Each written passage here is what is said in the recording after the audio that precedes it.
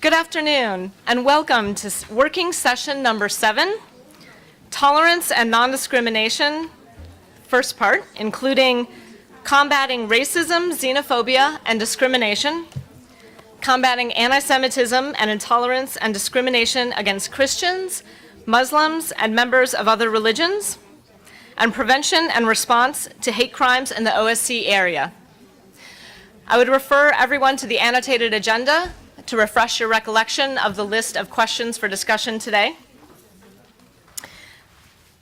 And I would like to let everyone know that the speakers list is full with a considerable wait list. So we will be limiting statements to 2 minutes. Please adjust your statement accordingly. I would also remind you that tomorrow we have 2 other sessions on tolerance and non-discrimination and encourage your participation in those as well. I would like to remind speakers that they can only take the floor in the capacity in which they are registered, and only entities registered on the speakers list can be represented. Please note that due to the narrow layout of the plenary hall, to facilitate entrance, we've introduced separate doors for participants corresponding to their designated seats. All participants are kindly requested to use their designated entrance. As always, seats in the HGIM plenary hall are designated as indicated on signs placed around the table. All participants are kindly asked throughout the session to respect the seating arrangement. I would like to assure you that although there may be separate doors for you to come into the plenary hall, we all do end up in the same plenary hall together. I would like to remind participants that your interventions are expected to be presented in a meaningful, orderly, and respectful manner. We ask you to submit your statements before the sessions to the interpreters. They won't be distributed without your consent, and preferably to distribution to ensure the flow of documents that reflect the discussion. Statements should be provided to the documentation desk in front of the plenary hall. With those introductory remarks, I would like to turn the floor over to our 2 introducers. Our first introducer today is Mr. Mohammed Kozbar. Mr. Kozbar is the chairman of the Finsbury Park Mosque, one of the most prominent Islamic centers in the United Kingdom, and vice president of the Muslim Association of Britain. He is a member of the Islington Faiths Forum, representing the Muslim community in North London, and a regular IB Times UK columnist. He also sits on the diversity panel of the ITV London News. And Mr. Kozbar holds a master's degree in charity management from St. Mary's University. Mr. Kozbar, the floor is yours. Hi, everybody. Good afternoon, and peace be upon you all. I am Mohammed Kozbar, the chairman of Finsbury Park Mosque. No doubt some of you will have heard of this mosque mainly due to its troubled history. In this short presentation, I wish to talk a little bit about the work of the mosque and my involvement with it in responding to hatred, racism, and Islamophobia. The current mosque in North London was opened to the public in 1993 at a ceremony attended by Prince Charles at that time. Unfortunately, the mosque was forcibly under the control of some extremists linked to Abu Hamza from 1997 to 2005.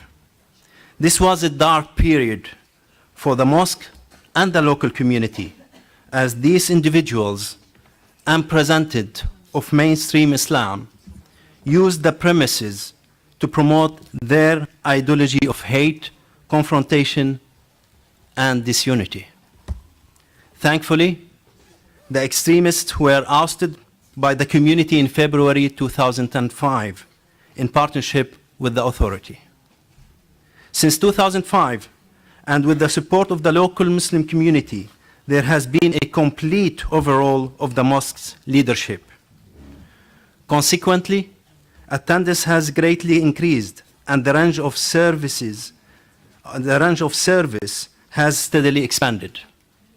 We pride in the fact that it is no longer just a mosque, but a community hub for all, irrespective ethnic or religious backgrounds. We have an active engagement provision for dialogue, interfaith work, and community cohesion. Some of our projects like Feeding the Homeless, Visit My Mosque Day, Youth and Women Work. We even have won the Visible Accreditation Quality Award, which is the first for any Muslim organizations and the third for any faith-based groups. Despite our achievements, our proven track of community engagement and confronting extremism, we are still subjected to hate crimes and Islamophobic attacks. Our mosque has been on more than one occasion vandalized, pigs' heads stuck on our gate, premises set on fire, and recently we have witnessed a series of acid attacks on Muslims in London. Consequently, some of our congregation members, especially women, live in fear. Many of them stop taking their children to schools alone or use the public transportation. Unfortunately, women observing the hijab are easy targets. On the 17th of June 2017, the Islington Faith Forum, which we are a member of, held the great get-together ceremony to remember Joe Cox, the Member of Parliament, who was brutally killed by a far-right extremist. Only 2 days later, we witnessed a terrorist attack in the Finsbury Park area near our mosque, where innocent people leaving late-night Ramadan prayers from the mosques were attacked by a man in a van who mowed them down. One elderly man was killed and scores injured. Some still languishing in hospital today. As responsible community leaders, we had to work hard to explain to our youth, who were the main victims of this attack, and the local community, not to respond in retaliation, as this will bring further harm to the community. Instead, we encouraged all to live their lives as normal, yet remain vigilant. Also, to let the police do their job. We also tried to underline that extremists of all persuasions are to be totally rejected and that they don't represent the community of faith to profess to be acting on behalf of. These extremists, whether those who commit the attack in Finsbury Park area or those who commit the attacks in London Bridge, Manchester, and recently in Spain and Finland, their aim is to divide our communities and create a backlash between them. We will not let them win over us. And this is what exactly we have done in Islington as communities. And whilst the attack near our mosque was so tragic and a shock to the community, but if anything good and positive has come out of this, it is that the community has come together, stronger and united, to confront the extremists and the peddlers of hate. This was evidenced by the activities on the ground by people of all faiths and none following the attack. For example, messages of solidarity, offer of help and advice, flowers and vigils, donation of money, and solidarity protests. This is the kind of relationship we will hope to have between all communities. It is a collective responsibility, and this cannot happen without working together, especially between communities and governments. When we had the opportunity to get involved in a positive way, we managed to bring back Finsbury Park Mosque to the community within 1 day only. We have a fantastic relationship with our local authority, our Member of Parliament, Jeremy Corbyn, the police, but relations with the central government is lacking. We hope this will change, and we have seen recently some positive signs of that after the Prime Minister visited our mosque after the attack. A research for the government social mobility watchdog published by The Guardian recently found Islamophobia was holding back British Muslims in workplace, as 1 in 5 Muslim adults in full-time work compared with 35% of overall population. Widespread Islamophobia, racism and discrimination means Muslim adults are far less likely to be in full-time work. The study found 19.8% of Muslims aged 16 to 74 were in full-time employment, compared with 34.9% of the overall population.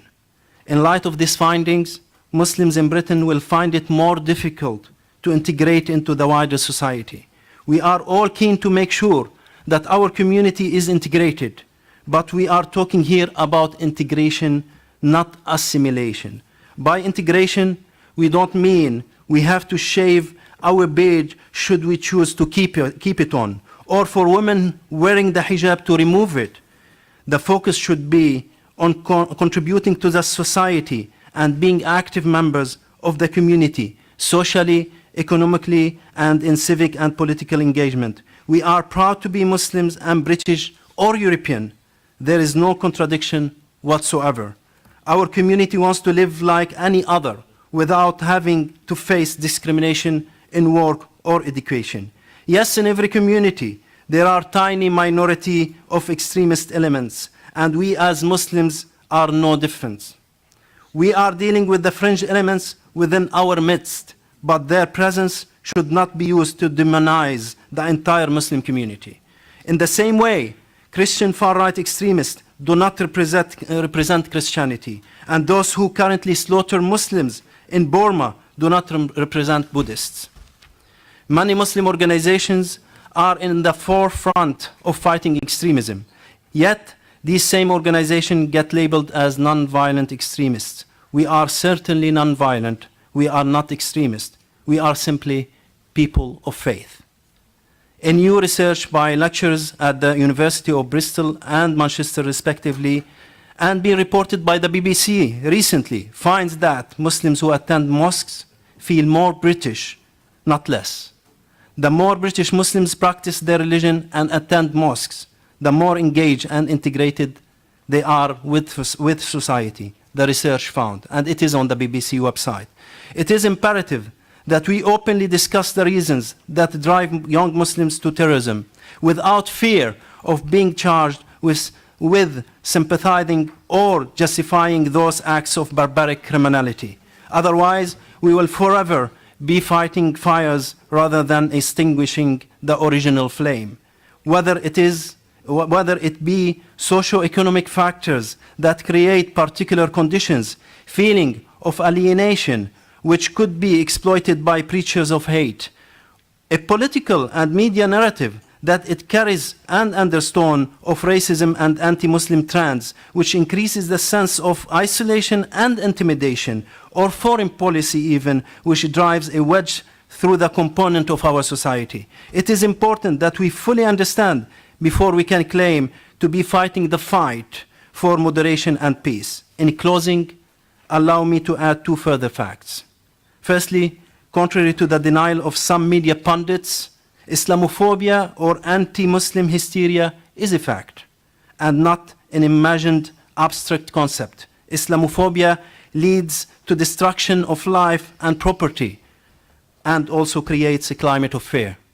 Secondly, Finsbury Park Mosque and many other Muslim organizations have been confronting extremists within our community for a long time.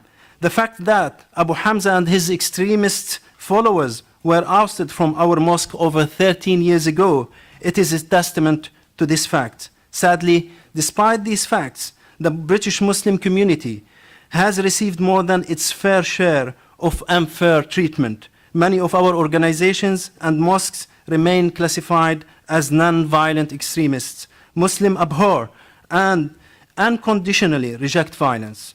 We therefore urge governments in Europe and in the UK, the media and others who are concerned with the issue of extremism to genuinely engage with the Muslim organizations and mosques in a meaningful way to confront this menace in our midst. To realize this and to protect vulnerable communities like ours, it is imperative that necessary government legislation is in place. We simply ask for fairness, not for favors. Thank you. Thank you very much, Mr. Kosbar. Next turn to our second introducer, Ms. Anna Chipinska. Hipinska. Yep. Ms. Hipinska is the president of the Jewish community of Warsaw, the regional, official, institutional representative of the Jewish people. She holds degrees in international relations from Warsaw University and Central European University in Budapest, and is a graduate degree in law from BPP Law School in London. In 2003 and 4, she was a research fellow at the Department of Political Science in Tel Aviv University, and she has worked, among others, for the Polish Humanitarian Action and the OSCE Office for Democratic Institutions and Human Rights.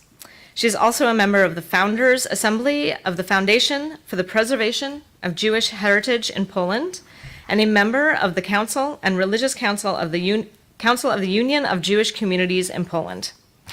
Ms. Hipinska, the floor is yours. Thank you very much. Good afternoon, ladies and gentlemen. One of the most concise and metaphoric definitions of anti-Semitism that I'm going to speak about today is embedded in the words of Leo Strauss, a 20th century political philosopher. Strauss stated that creating the State of Israel was probably the most meaningful change in the history of the Jewish people.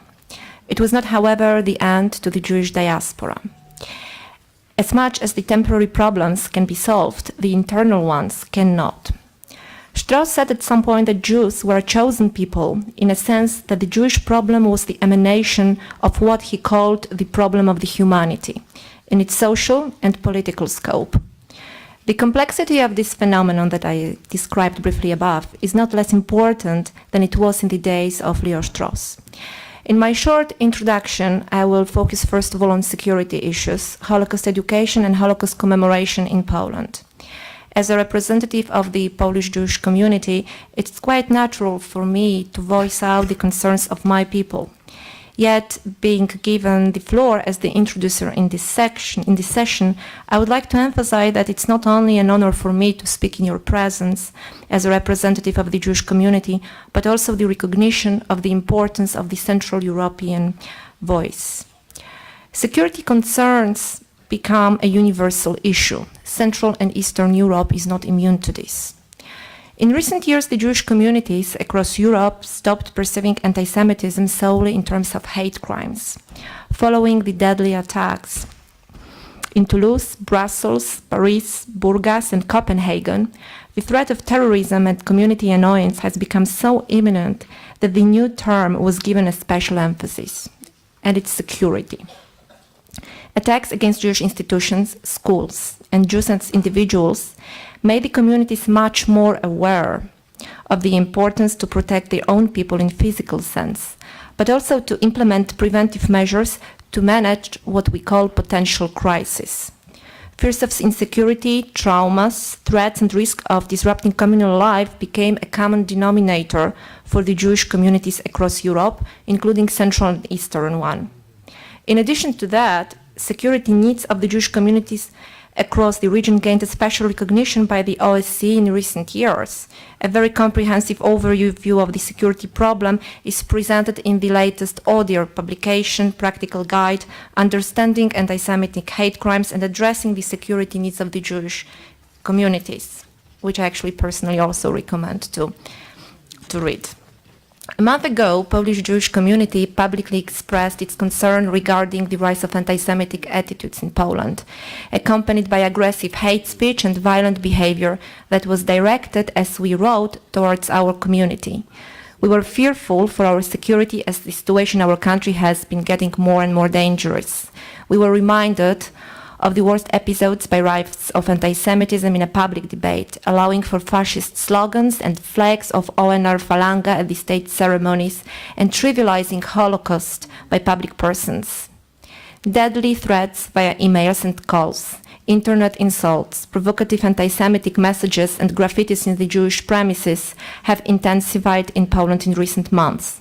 A few days ago, a fake explosive was being detected in one of the Jewish premises. On a few occasions, unknown men attempted to enter our buildings by force. As some of these incidents can be attributed to the local fascists, others have the traits of external radical extremism. In recent weeks, we learned a lot about wars when reading our weekly Torah portion, the Jewish Bible, in our synagogues.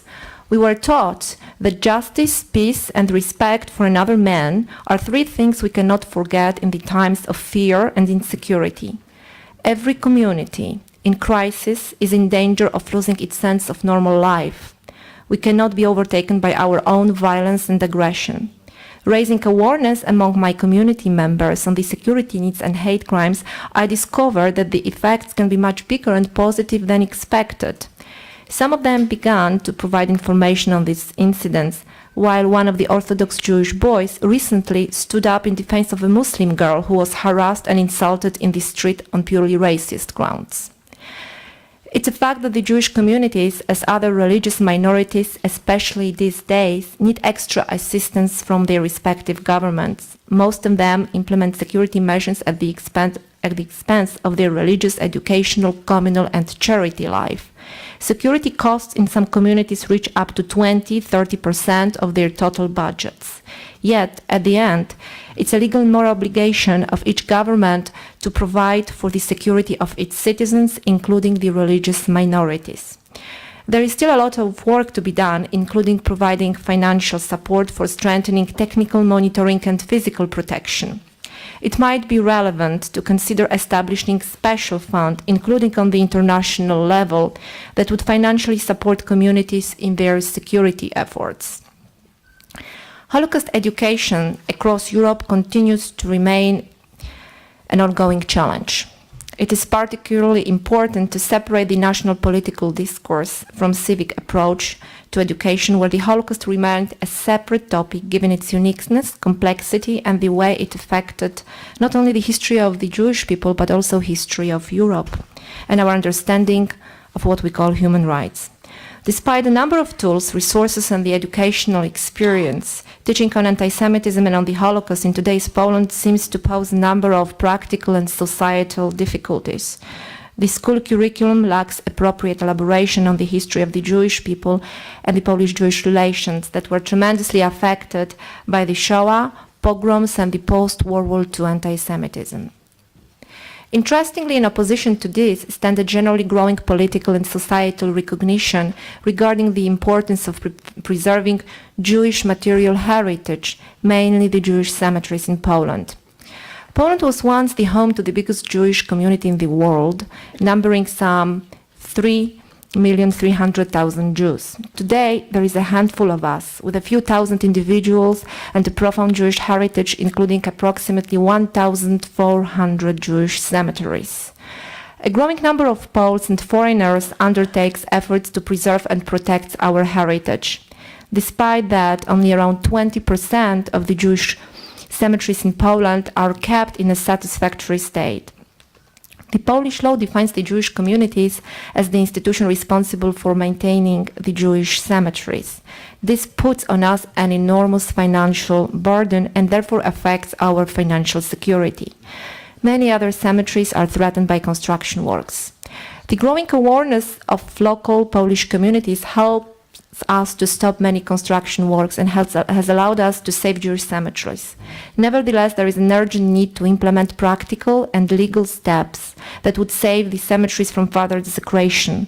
A national fund for maintenance of these sacred places would be a practical and effective solution to preserve them and would also constitute an important measure providing for the Holocaust commemoration that has been discussed so profoundly for many years. Physical, societal, and financial security of the Jewish communities is detrimental to their existence. It's also a foundation of free and democratic societies. Jewish problems are the emanation of the larger political and societal challenges and attitudes. The everlasting problem that necessitates innovative and persistent solutions. I personally believe that today some of them will be voiced out in this session. Thank you very much for your attention, and may we all have fruitful further talks today. Thank you very much. I'd now like to turn to the personal representatives of the OSCE chairperson in office on combating intolerance and discrimination. First, we have a video message from Professor Ingeborg Gabriel, the personal representative of the OSCE Chair in Office on combating racism, xenophobia, and discrimination, also focusing on intolerance and discrimination against Christians and members of other religions. May we go to the video, please? Your Excellencies, distinguished delegates, ladies and gentlemen, I very much regret that I cannot be in Warsaw in person. This is even more so since this year's HDIM focuses on issues central to my mandate as a personal representative of the Chair in Office on racism, intolerance and discrimination, particularly when directed against Christians and members of other religions. Ladies and gentlemen, my mandate is a double one. Including this meeting's focus on women, let me briefly state in 3 points the challenges I see from this perspective. It is obvious, however, after some events in the past weeks, the obvious has to be restated. Human rights are incompatible with any form of racism or racial supremacy. The situation should be a call to creatively think about initiatives in different countries, taking into account specific contexts, so as to actively oppose these dangerous widespread tendencies. The OSCE is engaged in a lot of programs, also on intolerance and discrimination against members of other religions, which, though there are overlaps in individuals, should, however, not be equated. Racism and discrimination based on religion are different categories, as human rights documents affirm. Secondly, as do intolerance and discrimination in general, discrimination and acts of violence against Christians worldwide, both inside and outside of the OSCE region, are unfortunately on the rise. Targets being religious personnel, places of worship, as well as persons and Christian communities actively engaged in refugee work, as I learned at a country visit in Germany in May. In many states, violations of the right to freedom of religion for Christians go hand in hand with other human rights violations, mainly of freedom of the press, of association, and of minority rights, which also calls for a multidimensional approach. There has been some progress made in legal provisions for conscientious objection, but there remain legal and social discriminations in contexts where Christians, and particular Christian dominations constituting a national or also a social minority, are targeted. Thirdly, this meeting focuses on the discrimination of women in combination with the right to freedom of religion and belief. Women, as is well known, generally face multidimensional discriminations legally as well as socially, in states but also within religious communities. Let me say it clearly, that women are inferior to men has been a dogma everywhere and at all times in history, notwithstanding other cultural differences. Human rights regimes are trying to overcome this fundamental age-old bias. For this program of emancipation, a long breath and a firm perspective, as well as serious commitment of both women and men, are needed. This holds true for societies and states, but also for religious communities, which often react with a somewhat fundamentalist no with regard to changes in women's rights. This does not do justice to women and goes against the common good. Of course, I may say as an ethicist, ethics and law are not mathematics, as Aristotle once said. That means that there is room and need for discussion in this sensitive area to search for and find better solutions. But basic rights are non-negotiable. Women need to be empowered to freely choose how they want to participate in society and in faith communities.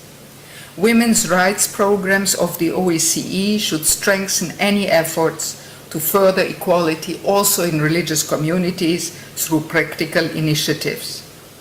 To name just 3 issues.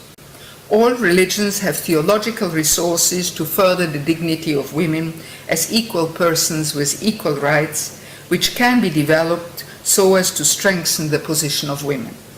This could also help to forge alliances between women of different creeds. Intercultural and interreligious dialogues on women issues, with men's and women's participation, should be furthered not only at the top levels, where religious leaders are mostly male and women consequently underrepresented, but at all social levels. It must be clear that gender-based violence can never be supported by traditional or religious values. In reflection on and promoting these issues, OSCE should play an important role.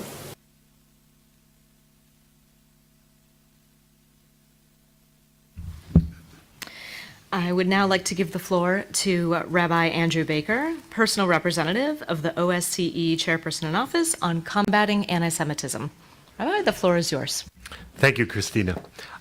I want to start by thanking the Austrian chairmanship for this mandate and for the support in this role. This, of course, is essential if we are able to do the job that's been assigned to us.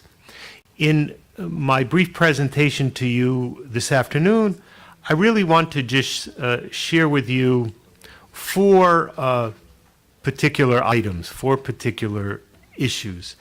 I think they will serve also as examples of efforts being made to combat anti-Semitism within the OSCE and its partners.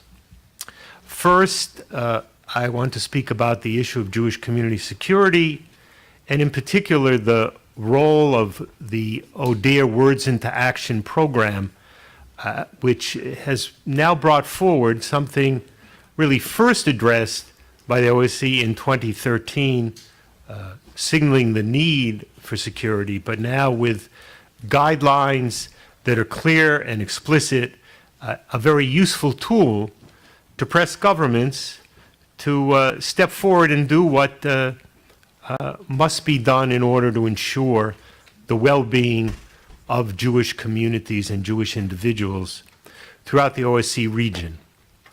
Just by way of example, even in the present time, I live in Washington, D.C., less than 100 miles from Charlottesville, Virginia, where only a month ago we saw, in the course of a demonstration and march of right-wing extremists, of neo-Nazis, the one synagogue in Charlottesville, the worshipers there on a Shabbat evening, literally feeling threatened for their very physical safety, with some of these armed Nazis menacingly standing right outside the synagogue entrance.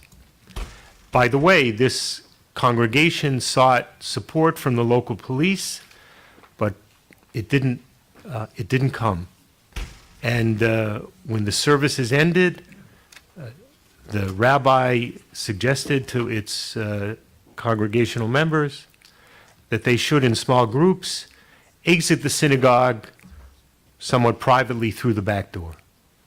I frankly would not have imagined this to happen in my own country, but I think it highlights a problem that we see in various countries throughout the OSCE. And in only a few weeks, there are plans for neo-Nazis in Sweden, in Gothenburg, Sweden, to march. As it is, a change in the venue of the march will bring them on Yom Kippur, the most solemn day on the Jewish calendar, in front of the synagogue in that city. These are simply two examples where, if one were to pick up this security guideline, look at it carefully, see what it is we would like to have governments do, recognize, and respond, should not happen. So that practical guideline can have very valuable practical consequences. The second issue is also to salute the program initiated under Words into Action that led to a important conference earlier this year in July in Amsterdam that focused on the challenges of religious freedom and religious or ritual practice. Here, too, we're talking about something that we could understand in a theoretical way, but we see in a very practical way its impact, in this case on both Jews and Muslims in Europe. Efforts to restrict or ban religious slaughter, ritual circumcision, elemental practices to Jews and Muslims, in their own way, threaten the continuing life and well-being of these communities.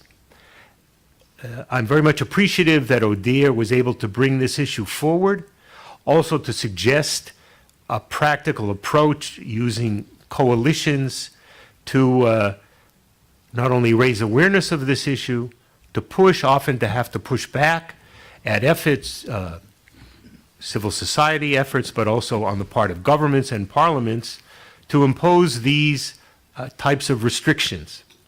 And more, I think, must be said. There'll be opportunities to carry this forward.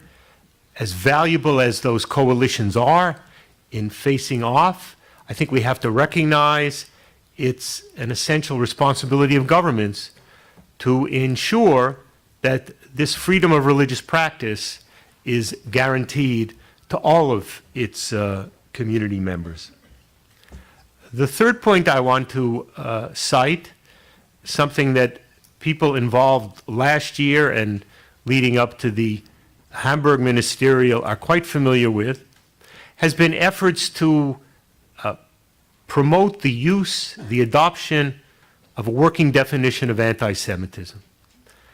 Here too, I would say it is almost elemental. If we're going to address, if we're going to combat anti-Semitism, we must know what it is.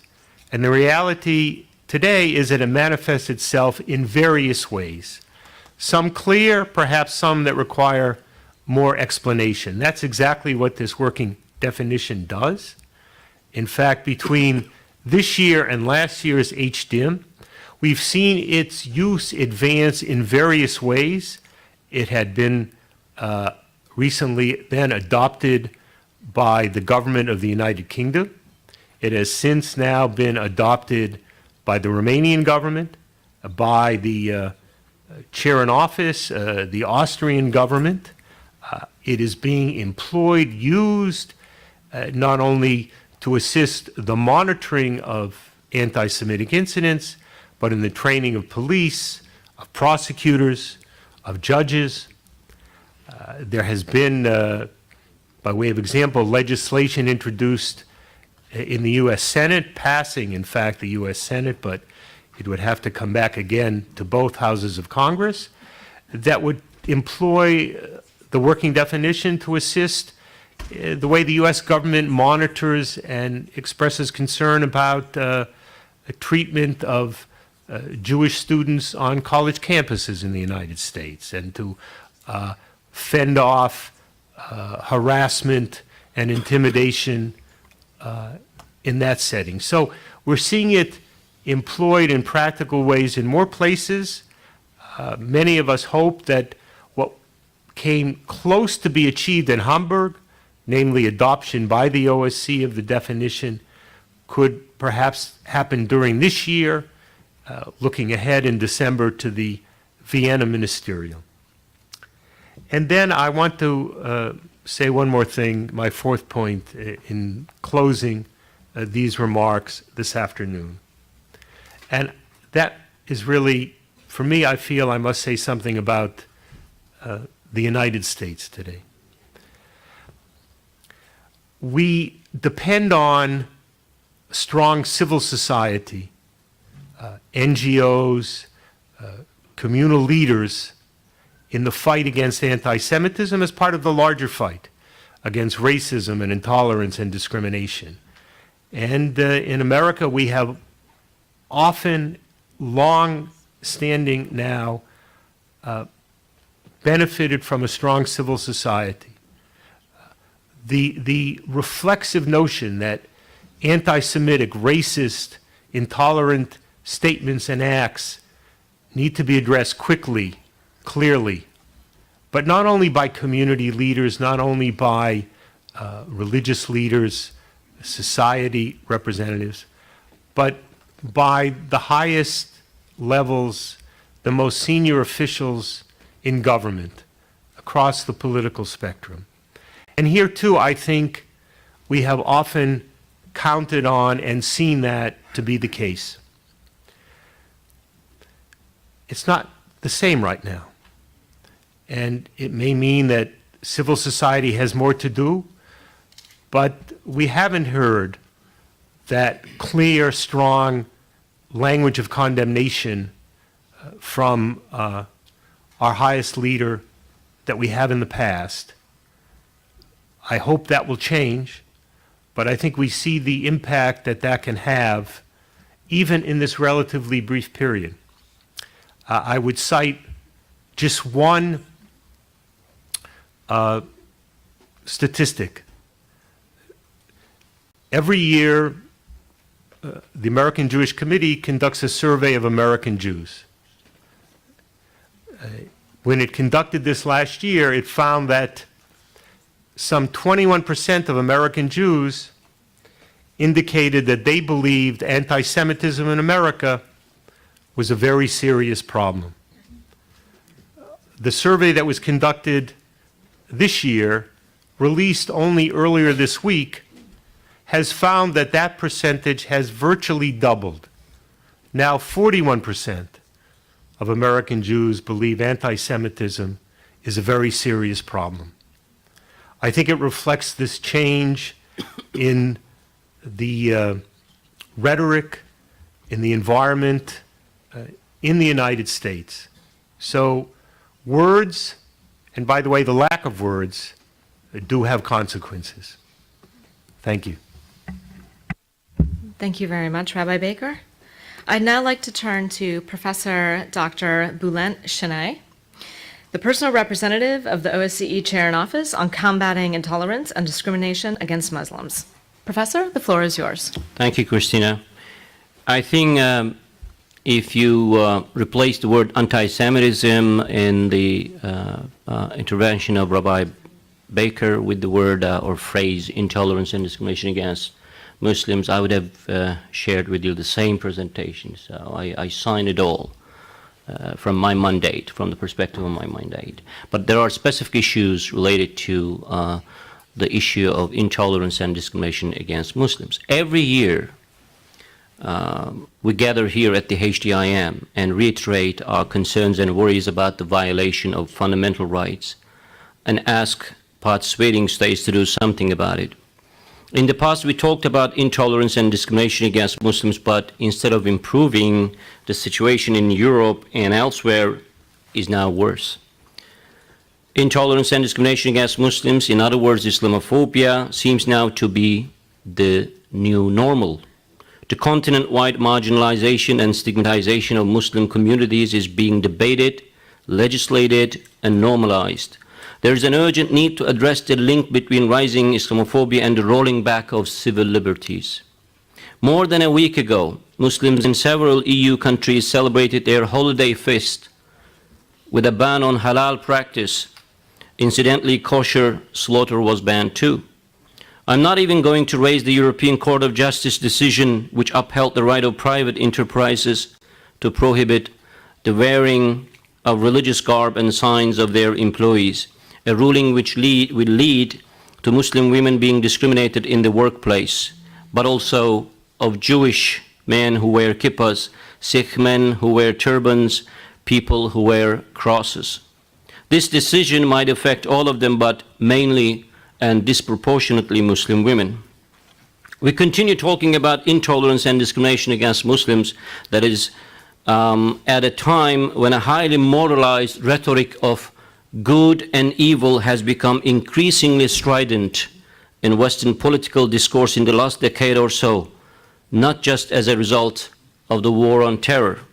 but also in the wake of the resurgence of social and political conservatisms and their critique of the moral relativism of liberalism and multiculturalism. It has asserted a hardening of boundaries between good and bad, between law-abiding citizens and wrongdoers, endemic to a global culture of fear. The emergence of what is often referred to as Islamophobia has become inextricably bound to this rhetoric. The 16-year-old so-called war on terror, launched in the aftermath of 9/11, has legitimized, racialized violence against Muslims in countries across both sides of the Atlantic. Even a cursory look at empirical research into representations of Islam and Muslims in the print and social media would uncover the extent of the problem. For example, the print media's unstinting demonization of Muslims and Islam. Within the borders of my mandate, as personal representative of the Chair in Office on Combating Intolerance and Discrimination Against Muslims, I looked at the 7 recommendations I made last year at the HTIM 2016 and asked myself, what has happened since then? Is there any improvement in terms of combating intolerance and discrimination against Muslims? Any example of good practices? What have the participating states done in the meantime in regard to all those 7 recommendations which you will find in my last year's text and also the print version of this presentation which is available outside? However, indeed, there are a few promising developments. I'd like to mention 3 examples, such as the Berlin police in Germany recording hate crimes against Muslims as Islamfeindlich, anti-Islamic crimes, since January 2017, after my serving under the German chairmanship of the OSCE. So it makes me happy to see that my recommendations were useful. The second example is that the British police too started recording Islamophobic crimes as anti-Muslim hate crimes, though the prevent strategy still seems not to be considered the right approach by all parties involved. We therefore need more such examples showing widespread determination on the side of participating states in combating intolerance and discrimination against Muslims. My third example is about Canada. I would like to take the opportunity to congratulate the Canadian Parliament for the courageous act of passing the motion that condemns Islamophobia and request that the government recognizes the need to, I quote, quell the public climate of fear and hate, end of quote. Yet Islamophobic incidents continue, but this gives a strong message that the Canadian authorities take the problem seriously. The motion tasks a parliamentary committee with launching a study on how the government could address the issue, with recommendations due in mid-November, as far as we know. This deserves praising and sets a good example for the other OSCE participating states. Of course, we continue living through turmoil times. The last cases of violence and terror that struck us were Barcelona and Charlottesville. In little more than a year, militants have used vehicles as weapons to kill nearly 150 people in France, Germany, Britain, Sweden, Spain, and Turkey. In some of these terror attacks, the names of the attackers, but also the names of some of the victims, were from Muslim known background. Does this justify Islamophobic hatred, intolerance, and discrimination against the entire community of Muslims? According to the Europol 2017 report on terrorism, I quote, the largest number of attacks in which the terrorist affiliation could be identified were carried out by ethno-nationalist and separatist extremists, end of quote. The report shows us that overall there was a sharp increase in the number of racially or religiously aggravated offenses recorded by the police. What kind of public policies should we develop then? This is the question.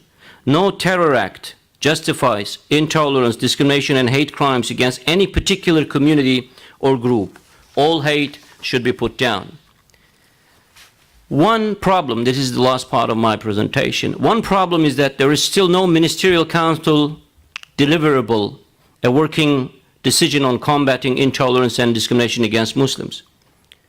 The point is this: regardless of Islamophobe extremists and hate mongers who claim that, I quote, Christian Europe is in a new phase of a very old war since the gates of Vienna was under siege, and that Islamization is the real threat, Regardless of this hate mongering, I hope the Ministerial Council can move on with a working decision deliverable on combating intolerance and discrimination against Muslims. I would like to conclude with the words of Heather Heyer's brother from Charlottesville, Virginia, in the memorial service. I quote, Heyer wanted fairness and justice in her early years. Even if she didn't agree with someone's viewpoint, she still wanted to understand it. This is what we should stand for, fairness and justice. If we don't do what is necessary, the extra mile if necessary, to combat anti-Muslim and Islamophobic xenophobia and hatred, we will jeopardize peace and living together. Say no to anti-Muslim hatred and intolerance, but say it loudly and be a brave heart, not just a player of political correctness. Last but not least, freedom of expression is precious, but it is clear that hatred has many faces, and hate mongers should not be allowed to abuse freedom of expression and manipulate the fine line between freedom of expression and hate speech. My 7 recommendations from last year are still valid as long as we allow intolerance and discrimination against Muslims to be the new normal. We should not let that happen. Thank you. Thank you very much, Professor. I'd now like to turn to the speakers list and give the floor to our participants. I would like to remind speakers that the time is limited to 2 minutes. When you first begin speaking, please introduce yourself, your name and organization, or your delegation or institute that you're representing. Please keep your comments brief and to the point. With 2 minutes, I fear you will have no other choice. Preferably listing first recommendations. Again, recommendations. Criticism is welcome, but should be constructive, and participants are not encouraged to read lengthy prepared statements. These prepared statements can be submitted to the Document Distribution Center, which will then distribute it to all participants. So you will have your voice heard. And I would remind all speakers of OSCE commitments on tolerance and non-discrimination. With that, I would like to give the floor to the first speaker on the speakers list. I have France on behalf of the EU, to be followed by the Holy See. The delegation of France has the floor. Madame la Présidente. Madam Chair, thank you very much. It's my honor to make this declaration on behalf of the European Union and also Montenegro, Serbia, Montenegro, Bosnia-Herzegovina, Liechtenstein, Ukraine, Moldova, Georgia, Andorra also support this declaration. That is not a definitive list. The definitive list will be made available when I submit the written version of this declaration. Ladies and gentlemen, Madam Chair, combating all forms of discrimination and intolerance are part and parcel of the support for fundamental freedoms such as freedom of expression, freedom of religion or conviction, or liberty or freedom of association, which are all priorities for the European Union. And combating these forms of intolerance and discrimination is indispensable in order to ensure full respect for the inalienable principle in accordance with which human beings are born equal in dignity and in law in their rights, a principle enshrined in the Universal Declaration of Human Rights of 1948. Its full implementation goes hand in hand with the support for freedoms and fundamental rights and constitutes an essential factor for security and cooperation in Europe. And we are concerned by the selective and fragmented approach being promoted by some participating states or certain associated non-governmental organizations when it comes to combating intolerance and discrimination. Any manifestation of intolerance and racism contributes to tension and instability, whatever the root causes may be, and all forms of discrimination are equally to be condemned, whatever their basis. The reality of acts of intolerance and discrimination is often complex, and we must remain vigilant to combat all multiple forms of discrimination. In 2007 in Madrid, participating states admitted the specificity of different forms of intolerance while recognizing at the same time the importance of adopting a global approach and of taking into consideration transverse or cross-cutting issues. issues in order effectively to combat all forms of discrimination. It is precisely this approach enshrined in our common commitments at the OSCE that the European Union will continue to promote. And rather than ceding to the temptation of segmentation of their common commitments, participating states should unite their efforts in order better to combat the various forms of discrimination and collectively to act to reduce the political, economic, and social causes of rising violence and intolerance. Our organization is rich in diversity, geographic, cultural, ethnic, religious, linguistic diversity, and it is our duty to make sure that this diversity remains an advantage and not a contributor to division, conflict, or competition. In order to combat racism, xenophobia, and hate crimes, the European Union has provided itself with a solid legal basis, including the Framework Directive of 2008 and the Directive on the Right of Victims, as well as an effective diagnostic instrument through its Fundamental Rights Agency, and also a series of concrete tools that have recently been developed in order to help member states concretely to combat racism and xenophobia on a day-to-day basis. The full text will be made available to the Secretariat, including a series of recommendations. Thank you for your attention. Thank you very much. I now turn to the next speaker, the delegation of the Holy See, to be followed by a delegation of the United States of America. Thank you, Madam Moderator. The engagement of the Holy See with the issue of religious discrimination and its position on this issue should be well known, and our delegation has presented a number of concrete recommendations during this HDIM so far on this issue. And that engagement and those positions are based on the Holy See's commitment to tolerance and non-discrimination, which is in turn an expression of its continued desire to affirm and defend the dignity of every human person without distinction as to race, sex, language, or religion.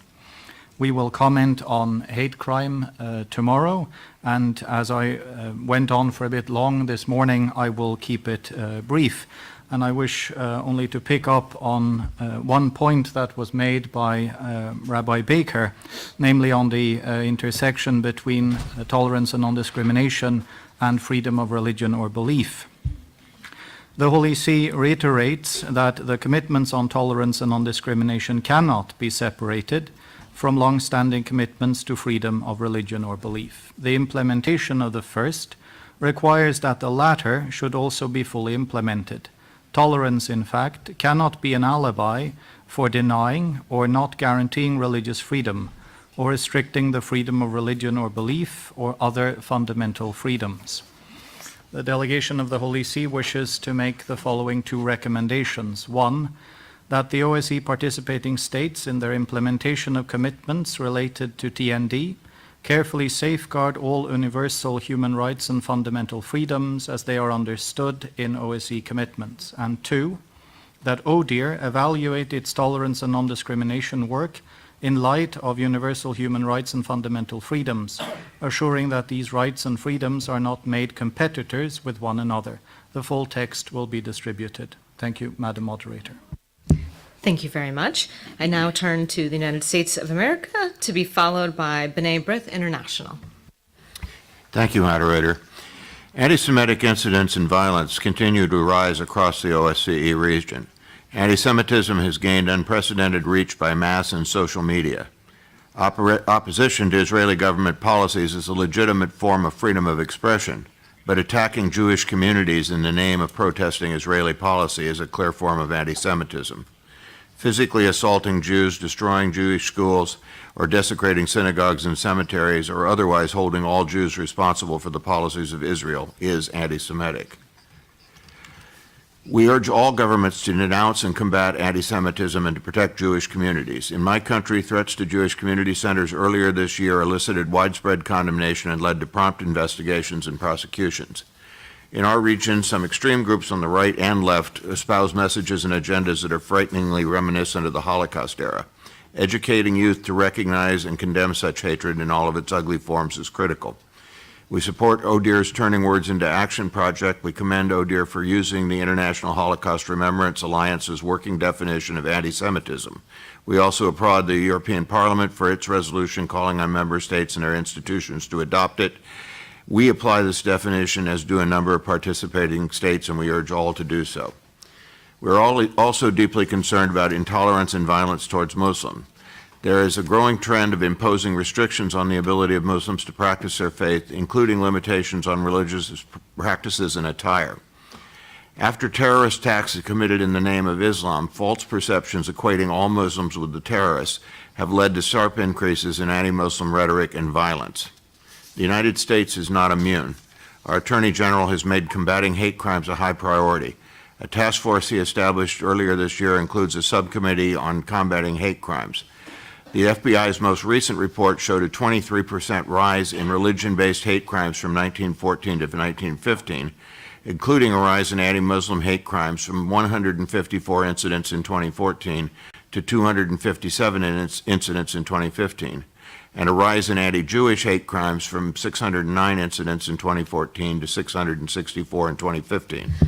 Comprehensive data collection is essential to developing effective policies against hate crimes. We urge all participating states to provide ODIHR data that is disaggregated by the type of crime committed and by the bias involved. Thank you, moderator. Thank you very much.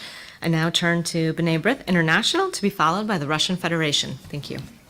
Madam Moderator, distinguished delegates, last month in Charlottesville, Virginia, hundreds of white nationalists under the name Unite the Right marched and rallied near the University of Virginia campus. What was ostensibly a gathering in support of Civil War monuments honoring the South featured chants and imagery against Jews. Jews will not replace us. Blood and soil, a Nazi slogan. Swastikas on shirts, flags, and posters. Quotes from Adolf Hitler, Heil Trump. Militant extremists standing outside a synagogue with guns. As a result of the rally, one counter-protester, Heather Heyer, was killed and 19 others injured. On September 30th in Gothenburg, Sweden, the neo-Nazi Nordic Resistance Movement, or NRM, will march near the town synagogue on Yom Kippur, the holiest day of the Jewish year. Many Jews who don't often attend synagogue will be there that day. B'nai B'rith calls on Swedish authorities to take active steps to ensure that Gothenburg doesn't become another Charlottesville. Don't let it happen. This is not about suppressing free speech. The NRM, a group with a history of violence, could march on a different route on a different day when they are less likely to encounter Jewish residents who will inevitably become targets of their violence and discrimination. B'nai B'rith further calls on all OSCE member states to continue to affirm commitments made at the landmark 2004 Berlin Conference on Anti-Semitism, reiterated at subsequent conferences, and to adopt at this year's Vienna Ministerial Council a working definition of anti-Semitism.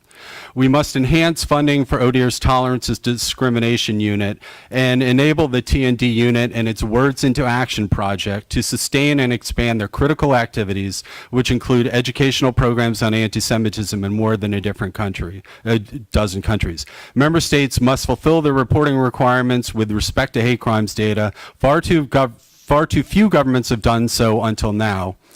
Finally, we must strongly reinforce the crucial principle declared at the 2004 Berlin Conference that no political position, cause, or grievance can ever justify anti-Semitism, and make clear that the demonization and delegitimization of the Jewish state is often none other than a pretext for the hatred of Jews themselves. Thank you.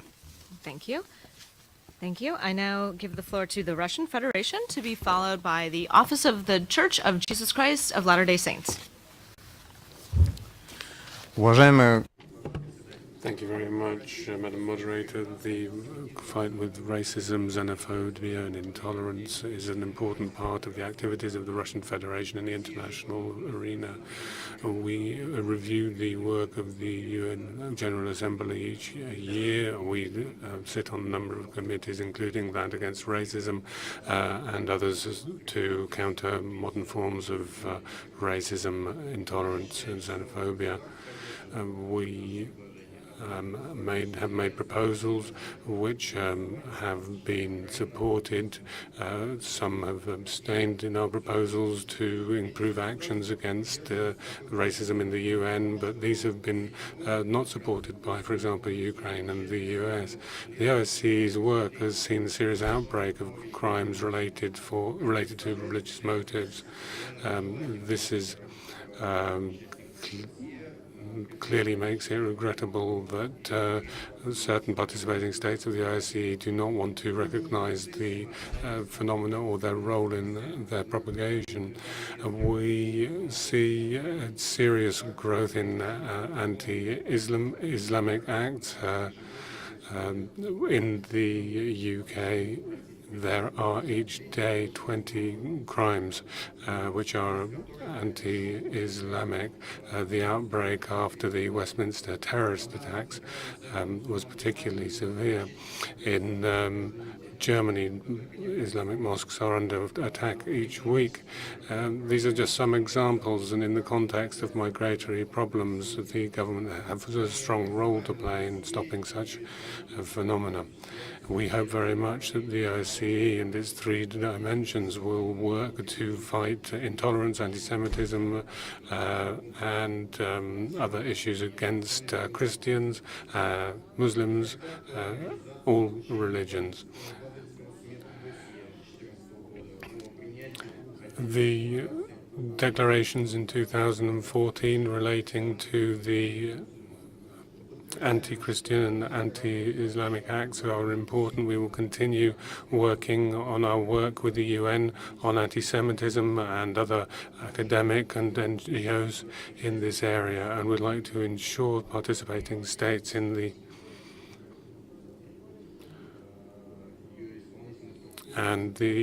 executive structures of the OSCE, NGOs and academic circles should participate in conversations on discrimination and intolerance against Muslims and Christians. Thank you very much. Thank you very much. I now turn to the Office of the Church of Jesus Christ of Latter-day Saints, to be followed by Sotera International. Thank you, Madam Moderator. I would like to address how tolerance and mutual understanding can be promoted to value the full diversity of communities in our countries. Firstly, we must recognize that societies are made of majorities and minorities. Whether by choice or by birth, people belong to groups. We live our lives and express our purpose through religious, racial, political, and cultural communities. All of them are different, all have their place, but not all have equal power. Some are bigger, older, richer, and better connected than others. This imbalance pits belief systems against each other, but a peaceful society is the one that puts the strong and the weak on a level playing field. Sometimes this tension plays out in drastic ways. Open Doors reports that the suffering of Christians simply because of their faith is taking place on a staggering scale. And it's not only Christians. In countries across the Middle East, Muslims have been killed and persecuted by Islamic militants. In Myanmar, the Buddhist majority is cracking down on the small Rohingya Muslim community. Assaults against Muslims have increased in the United States, and views toward Muslims have grown more negative across Europe. Anti-Semitism is still a problem today. Racism, with all of its clear and subtle expression, is morally wrong and sinful, and we condemn it. As Latter-day Saints, we affirm the Savior's admonition to love our neighbor. Secondly, we believe that freedom of religion or belief can be of help. The worth of a right is found in its ability to protect both majority and minority. This freedom operates on two fronts. As law, it secures the free exercise of religion. As a social norm, it fosters respect for differences and disagreements. It brings us together. In 2015, after an attack on a synagogue in nearby Denmark, a group of Norwegian Muslims joined others to form a shield around the Oslo synagogue. This demonstration to protect the Jewish community is the best face of civil society. Sometimes the fear of differences threatens us more than the actual differences. Bridging distances may be hard, and we'll always take courage, but we have no choice but to keep trying. Thank you. Thank you very much. I now give the floor to Sotera International, to be followed by the Western Thrace Minority University Graduates Association. I remind speakers to introduce themselves before they speak. Josephine from Sotera International. Thank you. Freedom of religion and belief and freedom of expression are points of concern in all OSCE member states. The complex interaction between these fundamental freedoms has changed in the last decade through the impact of social media and demographic changes related to immigration. Freedom of expression and freedom of thought, conscience, and belief often seem to clash in the form of blasphemy, discrimination, hate crimes, etc. Still, freedom of expression and freedom of thought, conscience, and belief are two sides of the same fundamental inner human need to express and live by one's own heart without denying anyone else the same freedom. Despite many national and international efforts, individuals and religious or belief communities face a range of issues characterized by intolerance, discrimination, and hate speech towards their beliefs. These challenges have profound roots in the lack of education at a social level. Freedom of expression is seen as a prime necessity in a democratic society. However, together with the rights come a series of obligations that are interdependent with other values, human rights, and freedoms protected by various treaties. Among the obligations related to the right to freedom of expression is the intent to protect human dignity and the respect for the reputation and the rights of others, including the freedom of thought, conscience, and religion. Unfortunately, this recommendation is largely ignored and thus often not respected across all levels, whether in government institutions, mass media, or on the individual level. The result is that this perceived total freedom of expression, without including the obligation not to harm the dignity of others, does indeed have the capacity to harm. In June 2016, the annual National Police Report for 2015 was published regarding hate crimes in Denmark, the country in which our organization is based. It was found that 60 out of 198 cases of registered hate crime were religiously motivated, the majority of which were aimed at religious minorities. Sortarea International recommends that the OSCE and all forums of concern create educational programs explaining that the fundamental rights and freedoms that we have are composed of both rights and responsibilities, which are our obligation to uphold, promote, and encourage at all times. May I ask the speaker to conclude? Yes. We also recommend that authorities engage to combat hate crime and other manifestations of intolerance and discrimination by creating programs that raise awareness with regards to the direct correlation between the freedom of religion and belief and freedom of expression. And tomorrow we'll be holding an event in Meeting Room 2 on exactly this subject. Thank you. Thank you very much. I now turn to the Western Thrace Minority University Graduates Association, to be followed by the Giuseppe Dossetti Observatory for Religious Tolerance and Freedom. Thank you, Madam Moderator. My name is Pervin Hayrullah. I'm representing the Turkish minority of Western Thrace here. Diversity, combating racism, xenophobia and discrimination, and the promotion of tolerance are mostly discussed topics of the European agenda. As it is well known, Europe has become more diverse than before, with approximately 500 million people from different ethnic, religious, and linguistic backgrounds. However, discrimination towards different identities is increasing day by day. Like in Europe, with the Golden Dawn, a racist and fascist political entity ranking as the third largest party in the parliament, the rise of racism and xenophobia in Greece has become a serious concern for the Turkish minority. Attacks against the Turkish minority continue to increase as the relevant Greek authorities fail to identify and bring the perpetrators to the justice. In recent years, several mosques were attacked. The elected Mufti received death threats. Pig heads were thrown in the buildings where Quran courses are held. Car of a minority journalist was arsonated. Headquarters of the Friendship, Equality and Peace Party was broken into. These are just few examples, and these attacks indicate that such manifestation of hatred and defamation generally target the ethnic Turkish identity of the minority and its religious characteristics. Therefore, Madam Moderator, the Turkish minority of Western Thrace calls upon the OSCE and other international communities to urge Greece to end discriminative implementations targeting the Turkish minority immediately. And we recommend Greece to recognize the existence of the historical Turkish minority in the Greek territory that has been living in Western Thrace before the region of Western Thrace became a Greek territory and before the Peace Treaty of Lausanne. Thank you for your attention. Thank you very much. I now turn to the Giuseppe Dossetti Observatory for Religious Tolerance and Freedom, to be followed by the European Humanist Federation. Thank you, Madam Moderator. I'm Mattia Ferrero from the Giuseppe Dossetti Observatory for Religious Tolerance and Freedom. Data collected and made available by the ODIHR show us that crimes committed due to religious hatred mainly and increasingly target places of worship, cemeteries, and other religious properties. The vast majority of anti-Semitic hate crimes and hate crimes motivated by religious bias or prejudice were committed against properties. Since in several jurisdictions crimes against property are considered less serious than those against persons, there is both the risk of underreporting and reluctance to investigate and prosecute these crimes. The effects of this phenomenon cannot easily be overestimated. It may foster a climate of fear and intimidation, thereby threatening existing religious pluralism and undermining peace and stability in the whole OSCE area. Attending a church, as well as a mosque or a synagogue, is not something superfluous to life.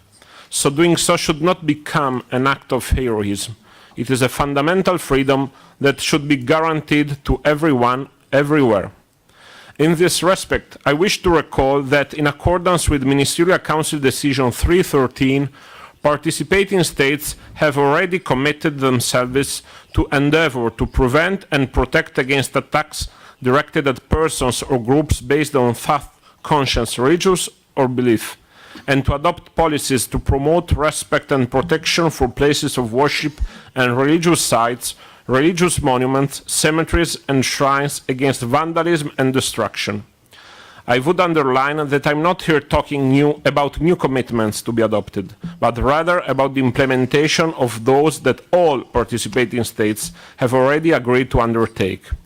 Therefore, in accordance with its future as a security organization, the OSCE should develop specific initiatives pertaining to the protection of all religious communities, as the ODIHR has already done for Jewish communities. Moreover, participating states are called upon to fully implement their commitment to adopt policies to promote respect and protection for places of worship and properties of all religious communities. The full text has been made available through the DDS. Thank you, Madam Moderator. Thank you very much. I now turn to the European Humanist Federation, to be followed by the Union of European Turkish Democrats, Switzerland.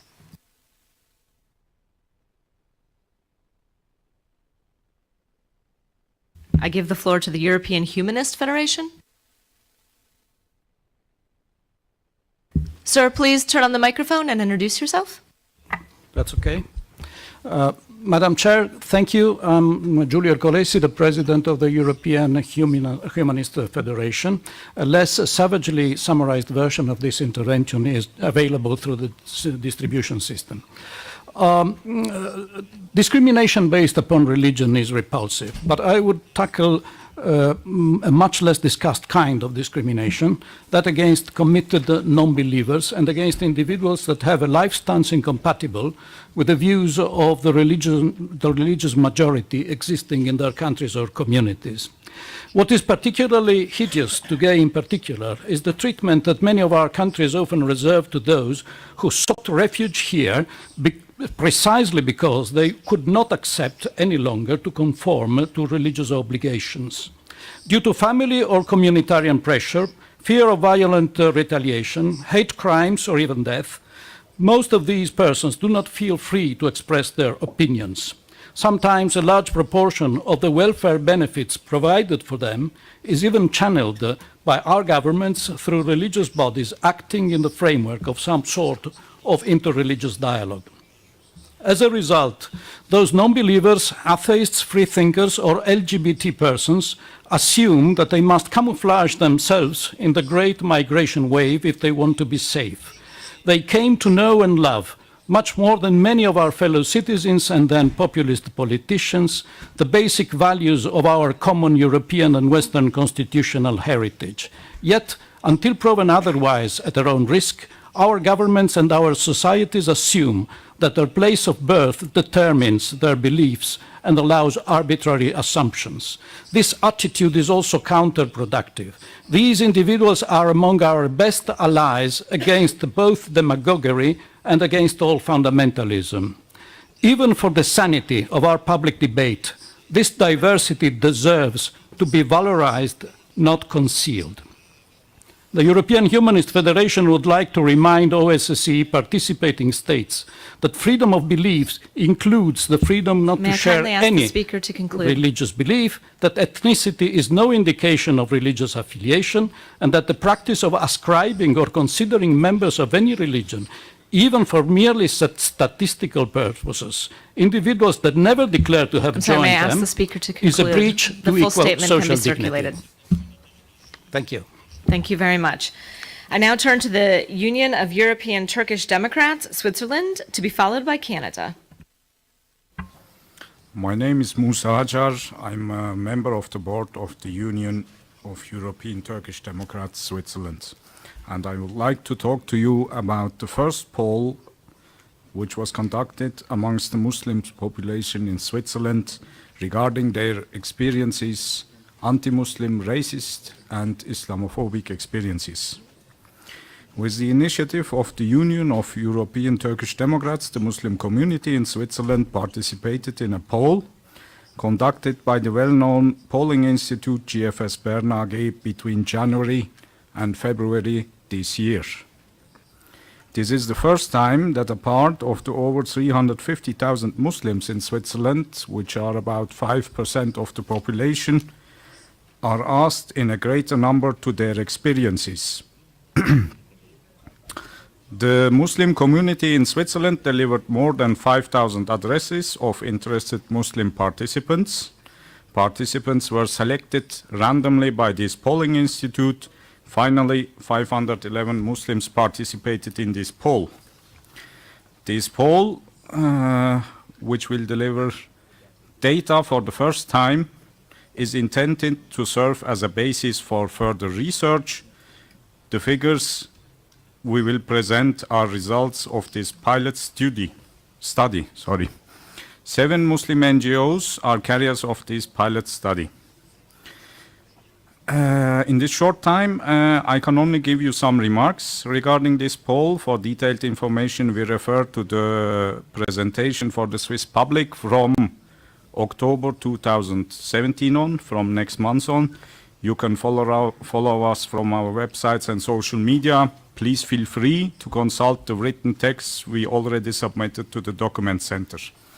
Muslims were asked regarding hate crime, group discrimination, workplace experiences. Sir, may I and kindly media. ask you to conclude? Yes. Next year, we will tell you here at the Human Dimension Implementation Meeting 2011 how this poll was received by the Swiss media, public, politicians, experts, institutes, NGOs, and human rights groups. Thank you. Thank you very much. I now turn to the delegation of Canada, to be followed by the Constantinopolitan Society. Thank you, Madam Moderator. Combating racism, hate crime, xenophobia, and discrimination in all their forms is a key commitment made by OSCE participating states. In recent years, the OSCE region and the world at large has witnessed a troubling rise in discriminatory populism, acts of xenophobic hatred, violent extremism targeting members of minority groups, and other forms of exclusion. The victims of such acts and expressions see their inherent human dignity trampled and their human rights violated. Canada reaffirms that human rights are universal, indivisible, interdependent, and interrelated, and that everyone is entitled to enjoy these rights equally and without distinction. Furthermore, we recall that in Article 7 of the Helsinki Final Act, participating states recognized this universality. We recognize that globalization and changing patterns of migration, including irregular mass movements of people, urbanization, rapid technological advances, and other forces, can accentuate the many forms of existing and new diversity in our society. Our challenge is to regard this diversity not as a threat to what one currently enjoys, but rather as a strength and an asset that can bring additional benefits to all. To enhance the security of our societies, we must move beyond tolerance and non-discrimination towards a broader respect for diversity and inclusion of all members of society. Through our historical experience, which has not been without its challenges, many of which we continue to address today, Canada has learned that inclusion is the proven path to peace, security, and prosperity. We will continue to bring this message to multilateral fora, such as the OSCE, encouraging and supporting inclusive narratives, creating space for further discussion, and highlighting the benefits that diversity brings. We have found that inclusive societies reap the windfall of diversity, specifically that inclusive policies and legislation produce economic, social, cultural, civil, and political benefits. Inclusive economic growth reduces income inequality, and social policies improve equitable access and reduce marginalization. To conclude, we commend the work of ODIHR, OSCE Field Operations, and many of the OSCE participating states for the significant progress made to encourage inclusive capacity building over the past year. We welcome the recognition that inclusion and respect for diversity must be built using a comprehensive approach, one which engages a wide variety of stakeholders. We are all responsible for changing our thinking and our behavior so as to be more respectful and inclusive towards others, and to leverage our differences to make our societies richer, stronger, freer, more peaceful and more secure. Very briefly, to conclude, Canada is offering the following 3 concrete recommendations. First, that OSCE participating states pursue policies and programs that promote inclusion in order to derive economic, social, cultural, civil, and political benefits of diversity. Secondly, that OSCE participating states strengthen or introduce where it does not exist legislation that outlaws damaging acts of hate, discrimination, and intolerance and ensures that perpetrators are brought to justice. And finally, that the OSCE and ODIHR continue to raise awareness about discrimination, hate crimes, anti-Semitism, and other forms of intolerance, including against Muslims, Christians, other religious groups, women and girls, and against sexual minority groups, including members of the international LGBTI community. Thank you very much. Thank you very much. I now turn to the Constantinopolitan Society, to be followed by the Order of St. Andrew. Ladies and gentlemen, we represent the Constantinopolitan Society, a non-governmental, non-profit organization established in 1928. Our intervention will focus on the main issues that are related to the violation of human rights and religious freedom of the Greek minority in Turkey. The actual behavior of Turkey still violates the international norms as well as the European Union criteria regarding the protection of the non-Muslim minorities of Turkey. With regard to the Greek minority in particular, these policies, together with violent acts against them, have led to the dramatic decline of the Greek population of Turkey from over 100,000 in the 50s to less than 2,000 at present. The Turkish government continues to impose significant restrictions and serious limitations on human rights and religious freedom, thereby threatening the survival and future of the Greek minority in Turkey. Specifically, the properties of the Greek minority foundations have suffered from massive confiscations. Over a period of 4 years, since January 2013, the elections within the minority foundations administrations cannot be held. This constitutes a de facto abolition on conducting of elections of board members in all Greek minority foundations. Turkey continues refusing the succession rights of members of the minority with Greek nationality. The descendants of expatriated minority Greeks are deprived of their hereditary rights and forced to liquidate or sell their properties. Turkish authorities should primarily issue permanent residence and work permit to those Greeks who are born in Turkey and are willing to return and live in Turkey. Turkey is called upon to implement the recommendations by the European Union and international organizations pertaining to human rights and act upon them and make more efforts to prevent discrimination and intolerance. The full text of this statement has already been published in the official website of Human Dimension Implementation Meeting. Thank you very much for your attention. I now have the Order of St. Andrew to be followed by ABTTF, the Federation of Western Thrace Turks in Europe. My name Remind is speakers to introduce themselves. Thank you so much. Thank you. My name is Constantine Karas, and I speak for the Order of St. Andrew, the Archons, whose members and families are under the canonical jurisdiction of the Ecumenical Patriarch, which today continues to suffer discrimination by the Turkish government. The 3 issues which the Order of St. Andrew again highlights year after year are Halki Seminary, confiscation of property, and interference in the internal affairs of the Ecumenical Patriarchate.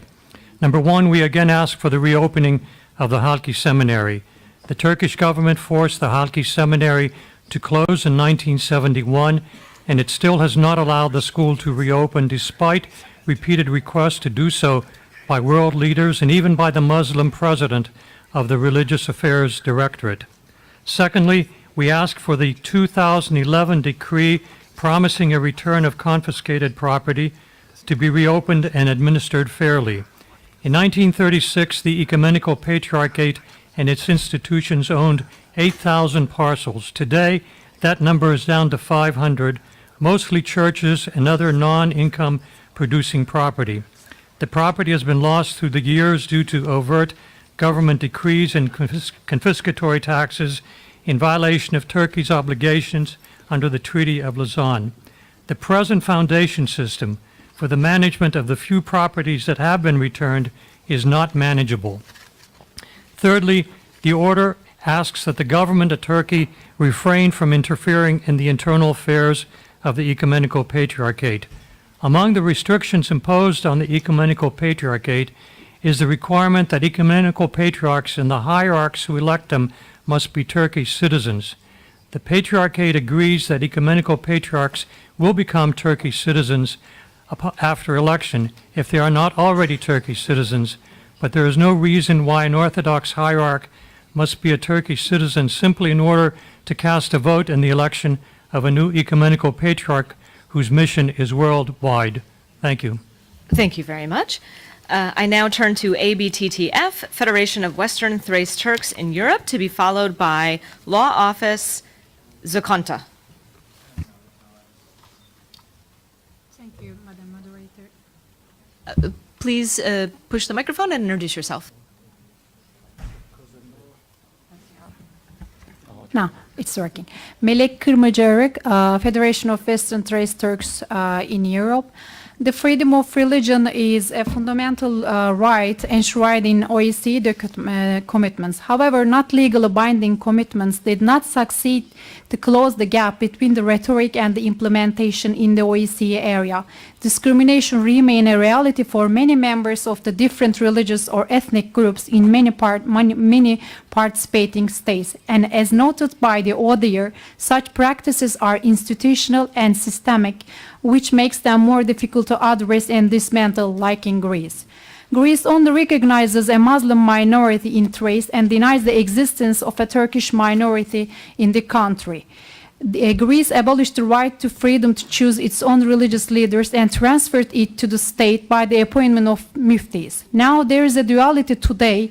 The mufti is appointed by the state and elected by the Turkish community. And there are new policies and practices of the Greek government in order to control the religious leadership and the religious instructors in order to increase the control over the Turkish community in the region. We have received information from the ground that the Greek government plans to make mufti elections by religious instructors hired in the public schools in the region under a law which is called 240 Imams Law, which regulated how religious instructors to teach Islam to the children belonging to the Turkish community will be appointed to the public primary and secondary schools and mosques in the region. And the Greek Ministry of Education has made an announcement in August for filling the positions in the region and noted that 120 positions of Islamic religious instructors will be recruited under a fixed term of a contract of 9 months. These developments in the religious field raise concerns of the Turkish community, and Greek government is planning to make a step on the election of the muftis with no prior consultation or dialogue with the community representatives. Thank you, Madam Moderator. Thank you very much. I now turn to Law Office Zakonta, to be followed by Public Association Forum.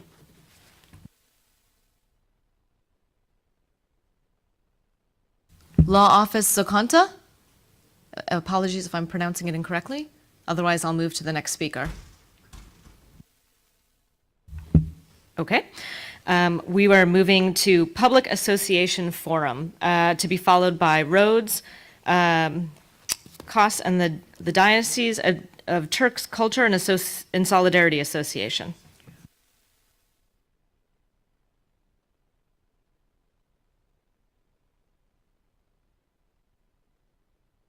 Public Association Forum? Nope. Okay. Rhodes, COS, and the Diocese Turks Culture and Solidarity Association? Okay, yes. My name is Nisan Ege Kaymakçı, and I'm here for Rhodes, Kos and Dodecanese Turks Culture and Solidarity Association. More than 6,000 Turks live in Dodecanese Islands, mainly in Rhodes and Kos.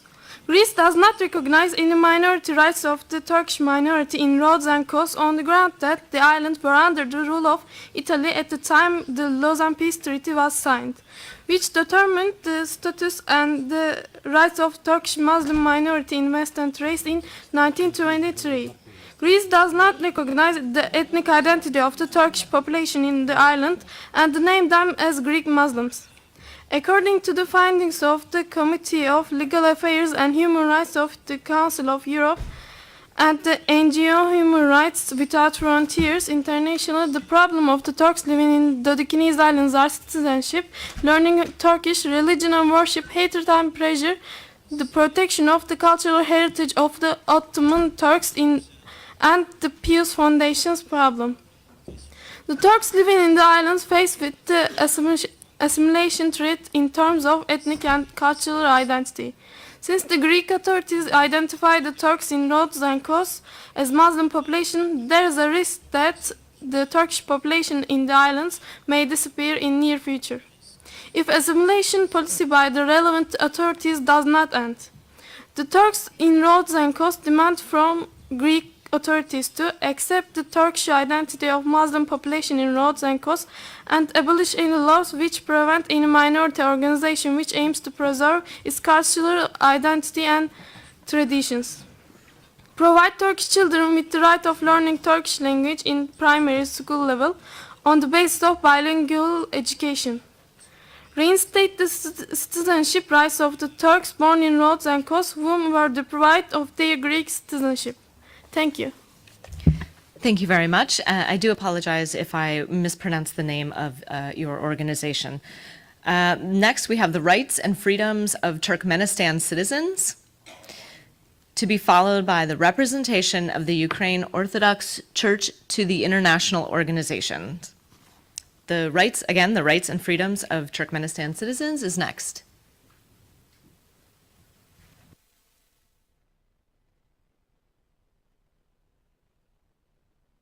Okay, we will move on to the representation of the Ukrainian Orthodox Church to the international organizations, unless someone from Rights and Freedoms of Turkmenistan Citizens is about to speak.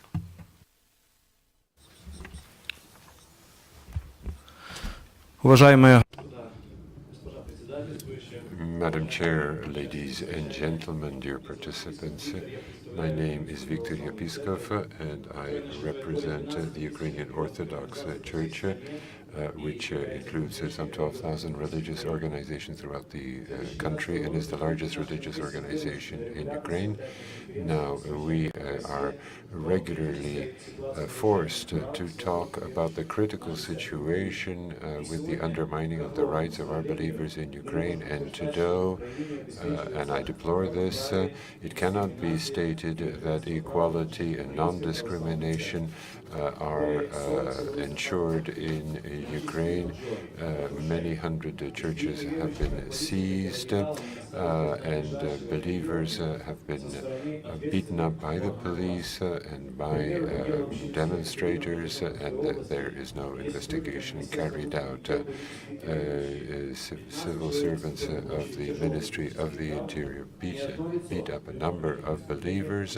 Many of them ended up in hospital, and yet no one has been charged. In 2016, we are not in a position to take advantage of our property, our assets, which have been seized. The community, in particular, has been to justice on a number of occasions. In the Ivano-Frankivsk Oblast, there have been obstacles put in the way of believers who wanted to build a new church, and for more than 2 years, the Ukrainian authorities have not allowed for the registration of our monasteries for reasons that have never been made clear. We have called on the courts to call these actions illegal, to identify them as illegal, but that has not been done. And a number of articles of the criminal code are applied in such a way that our freedom of association and freedom of belief are not guaranteed. The Ukrainian Orthodox Church appeals to the OSCE and to the Ukrainian government to cease to destabilize the religious situation in Ukraine. This must be immediately judged by the Ukrainian Supreme Court. I thank you for your attention. I now turn to the human rights movement, Bizdunio, Kyrgyzstan, to be followed by the European Muslim Initiative for Social Cohesion, EMISCO.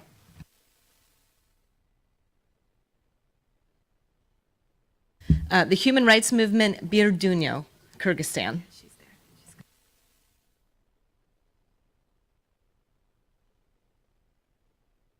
Thank you so much, dear moderator. Добрый день. Good afternoon. I represent the human rights movement of Kyrgyzstan, and I'd like to note that this is a very important issue for Kyrgyzstan, where we have a high number of ethnic minorities, a huge number of human resources, and excellent preconditions for development. In the south of Kyrgyzstan, there have been attempts to deny Muslim burial for individual cases. We've seen this, and in October 2016, locals protested against such burials. There was a case where someone was buried 3 times because of their religious convictions. So in these local regions, we've seen such cases. People have been arrested for improper burials, and there have been sentences handed down. That doesn't mean, however, that religious freedom is being respected in Kyrgyzstan. Paragraph 299 of the relevant law has had a negative effect. There have been a number of cases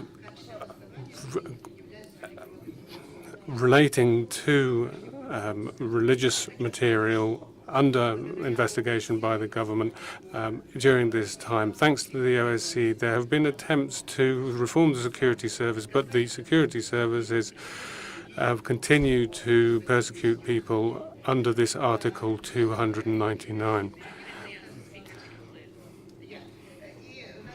And I have to say that the state authority on religion is also subject to criticism. Experts in their conclusions and the courts have been put in prison in intolerable circumstances. Thank you. Thank you very much. I now turn to the European Muslim Initiative for Social Cohesion, EMISCO, to be followed by the international platform, Global Rights of Peaceful People. Thank you, Madam Moderator. My name is Bashir Qureshi. I am General Secretary of EMISCO, European Muslim Initiative for Social Cohesion. Let me start by thanking OSCE for inviting many eminent speakers to address the issues of anti-Semitism, Christianophobia, and Islamophobia. A special thanks to the chairman of Finsbury Mosque to enlighten delegates here on the issue of Islamophobia and its existence, because many people actually believe that Islamophobia does not exist. Sadly, for the few years, this useful and vital venue has been turned into an Islam-bashing, Muslim-hating and Islamophobia-spreading machine by NGOs and right-wing movements from various European countries and also from the United States. Racist statements invoking imaginary Islamization of Europe, Sharia zones, cherry-picked Quranic verses, and even false statements has become very normal now. We ask OSCE to take firm notice of this narrative that is spreading poison in free speech, spreading hatred through lies, and sowing the seeds of wider conflict. We believe that anti-Semitism, Islamophobia, and Christianophobia must be dealt with very firmly by OSCE, but especially from this platform. I have said that also last year, and I'll say it until I live. Peace, harmony, and freedom of expression is very vital, and we must respect it, but so is the freedom to be free from hatred and anti-Islam propaganda. Thank you very much. Thank you very much. I now turn to the international platform Global Rights of Peaceful People, to be followed by the Coordination Center of Racism and Islamophobia. Thank you. Madam Moderator, experts, my name is Sergei Makhinov. I'm president of the International Platform Global Rights of Peaceful People. We are made up to 70% of Slavic language representatives and living in the European Union. The Parliament of Ukraine has considered two bills which are really scandalous with regard to the religious life of the Ukrainians. The Ukrainian Orthodox Church of the Moscow Patriarchate has been given a special status, which would mean its appointment of priests would have to be confirmed and its worshipping activities would have to be supervised. The clear goal here is to limit the work of the Ukrainian Orthodox Church, and the laws are a pretext. Furthermore, the Parliament is simplifying the procedure of the status of a religious community, and that means that with a simple majority, a church can change its jurisdiction. Now, I'm sure that this is simply an attempt to take over the Orthodox churches of our group. Recently, we had a discussion in Vienna. We believe that these laws are a violation of the rights of people to freedom of conscience and belief. So there's a question here. Is the provision of preferential rights to the Kiev Patriarchate a way of overcoming conflict, or is it a way of further limiting opponents? And the second question is, what will happen if in Ukraine there's a further provocation of war for religious reasons in trying to do away with the largest denomination? The clear answer here is that we will see another spiral of resistance between the Moscow and Kiev Patriarchates, including in Europe. So we would recommend that the OSCE speak out against the adoption of these laws as being in violation of fundamental principles of freedom of religion and belief. Thank you very much indeed. Thank you very much. I now move to the, and apologies, the name of the organization is in French, a language I do not speak. Coordination contre le racisme et la Islamophobie. Again, my apologies. To be followed by Pax Europa. Je suis Nadia Oumani. My name is Nadia Oumani, and as a representative of this Coordination Center Against Racism and Islamophobia, I'd like to talk about the anti-Arab racism in France that has become Islamophobia. A number of intellectuals, journalists, and politicians, especially in electoral campaigns, as we saw in the past, have resulted in making it banal to say critical things about Muslims who are French citizens. Nevertheless, the Jacques Chirac talked about a lot of noise and smells. There was talk about keeping animals in the bathtub by another French president. And this is always aimed against Muslims, and it is in opposition to the principle of secularity. and it has been shown that the law to prohibit the wearing of religious symbols has almost never been applied in other cases than headscarves. And there must be a combating of this. A number of our leaders are instrumentalizing Islam as a way of obtaining more votes, and they claim that they are saving their country. But we in our association collect speech of this kind, and we have many examples. We believe that French multiculturalism should be perceived as an advantage. There should not be stigmatization of the members of any individual group. We need very resolutely to combat Islamophobia to the same extent that we combat and denounce anti-Semitism. And anyone who believes that hatred of Muslims can be mentioned in the public space is in fact contributing to cases like the ethnic cleansing of the Rohingya. Thank you. Turn to Pax Europa, to be followed by the Center for Security Policy. Thank you, Madam Moderator. The annotated agenda commendably refers to the 1990 Copenhagen document, which recognized that pluralistic democracy and the rule of law are essential for ensuring respect and for all human rights and fundamental freedoms. The Copenhagen document refers to the important role of non-governmental organizations in the promotion of tolerance, cultural diversity, and the resolution of questions relating to national minorities, end quote. Non-governmental organizations that favor the imposition of Sharia law would be incompatible with a democratic framework and therefore excluded by law from the roster of groups included in the document's scope. To use the Copenhagen document as an excuse to shut down fundamental freedoms, to which it refers 21 times, including especially free expression, to which it explicitly refers twice, in order to protect advocates of Sharia, which the ECHR has held incompatible with democracy, is a travesty that will cost human lives and potentially shatter the foundations of European civilization in the process.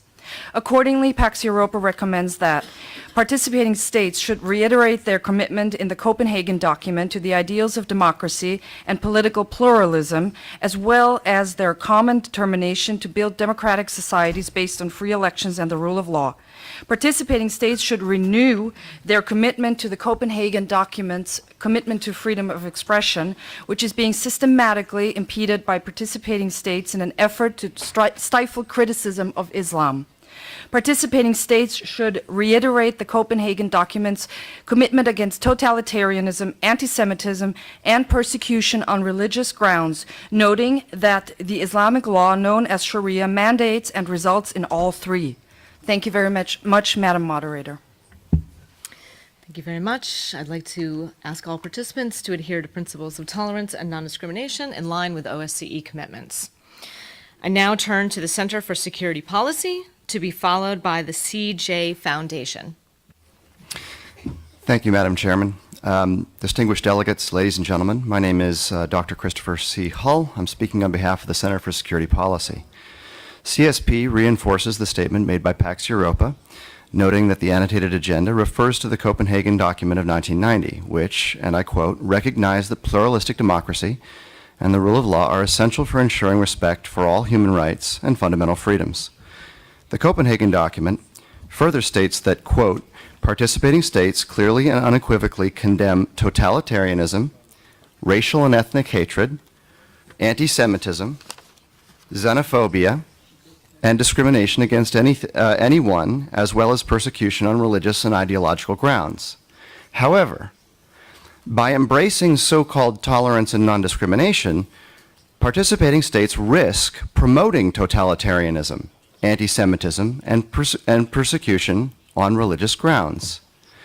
That is because, according to many of its critics and supporters, Islamic law known as Sharia is a totalitarian system. It is built on texts with pervasive anti-Semitism, and it results in significant religious persecution around the world. Moreover, though the Copenhagen document calls for tolerance, it does so specifically in the context of a democratic political framework to guarantee that tolerance. But the European Court of Human Rights has found that, and I quote, Sharia law and a theocratic regime were incompatible with the requirements of a democratic society. Thus, the Copenhagen document must be read in the context not only of, quote, resolving questions relating to national minorities in a democratic political framework, but of the ECHR's finding that Sharia is incompatible with such a framework. If participating states tolerate those who support imposing Sharia, that toleration will not be reciprocated. And my recommendations can be found in the full statement. Thank you. Thank you very much. I again remind all participants of the need to adhere to principles of tolerance and non-discrimination in line with OSCE commitments. I now turn to the CJ Foundation, to be followed by the Human Rights Movement of Crimea. Thank you, Madam Moderator. My name is Dave Petties, representing the CJ Foundation. I would like to address the notion of tolerance. Muslim groups demand tolerance from the West of what they term Islamic peculiarities, such as wife beating, honor killings, and the killing of apostates, to name a few. These are merely cultural differences, the apologists say, and must not be judged. Sadly, many nations in the West are buying it. In Australia, a young Muslim sex offender who groped women on a public beach was given a free pass owing to cultural differences. Gratefully, another rapist from Tunisia claimed the same defense, but he received the stiff jail sentence he deserved. The root question is, will the West continue to tolerate the flood of Muslim settlers who are building a parallel society and feel Western laws do not apply to them, only the Sharia? Government leaders need to understand that this is the basic definition of insurgency, where invaders flood in, settle in non-assimilating enclaves, infiltrate institutions and local governments, and build a parallel society that ultimately destroys the host civilization. CJ Foundation recommends that governments in the West look beyond the diversionary smoke and mirror claims of racism and victimhood and concentrate on the big picture, which is insurgency. Muslim strategy to Islamize the West is well documented and are referenced in the paper on file. To bring these Islamic documents to light is not an unfounded phobia or an expression of hatred or bigotry. What is written has been written. The CJ Foundation recognizes there must be a limit to tolerance if Western civilization is to survive. The CJ Foundation believes the West has a right to be intolerant of the actions of those who intend to destroy us. Thank you, Madam Moderator. Thank you. I again ask participants to adhere to principles of tolerance and non-discrimination in line with OSCE commitments. I now turn to the Human Rights Movement of Crimea, to be followed by the Crimean Tatars community. My name is Enver Kadyrov. I'm from the Human Rights Movement of Crimea, and I would like to express some disagreement with what was said by the previous speaker, because I think what was said was blatantly Islamophobic. Now, our organization is confronted with cases of discrimination with respect to Ukrainian Muslim women. It's a question of photographing them for their passports in religious dress, the himar, in accordance with document 9303 of ICAO, which has a standard called machine-readable travel documents. Now, this problem was very topical back in 2010 in Crimea, and there was a whole women's movement calling for their right to be photographed in a himar, which leaves the face visible and is not an obstacle to identification. So the problem ceased because of the annexation of Crimea, but it came to the fore once again in 2015. There is no problem with photographing in Muslim dress for a foreign passport, but when it comes to internal passports, in some cases, Civil servants from the State Migration Service apply the international standard and they agree to photograph in a Muslim shawl. But in other cases, there is a rejection of such photographs with reference to an opinion of the State Criminology Center, which claims that photographing in such shawls makes a portrait investigation very difficult and can sometimes make it impossible to identify the individual, and we believe that this is a case of over-discrimination. We would note that photographing in a Muslim shawl is allowed in Canada, Great Britain, Germany, Denmark, Kyrgyzstan, and even in the Russian Federation. Now, given this situation, we believe that there should be a deliberate decision by the Ukrainian authorities to apply standards that allow for photographing in the Khimar and bring that in line with the guaranteeing of freedom of conviction, of religious conviction in the Constitution of Ukraine. There should be an interministerial memorandum that would set out the difference between religious dress and ordinary headwear and bring this in line with the standards of ICAO and Document 9303. Crimean Tatars community, to be followed by Ukraine. Эльвин Кадыров, Крым-Татар комьюнити. Уже почти 4 года как Крым... For almost 4 years, Crimea has been occupied by the Russian Federation. The repression hasn't finished, and people with different views are being accused of extremism or terrorism. We can say, or hear in this room, that everything is great in Crimea, that nobody is persecuted for their religious beliefs.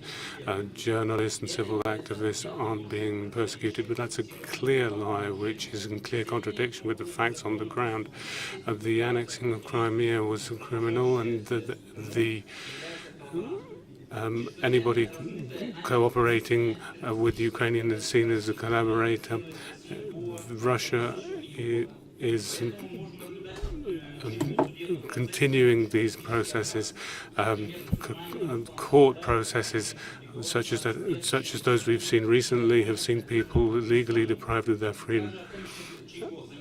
Zachem Chigol as well, the president of the Tatar Association, has also been detained without any evidence. Anybody expressing disagreement will probably find that they are unfairly treated by the court system. The Tatar people's representatives have been called extremist, and the Kiev Patriarchate has been subjected to persecution as well as the Jehovah's Witnesses. A number of individuals have been arrested. Some of this has been recorded on video cameras, so it's possible to see how individuals have been treated by the security services and by the police. Individuals have been beaten in detention, and individuals have suffered serious injuries. Also, individuals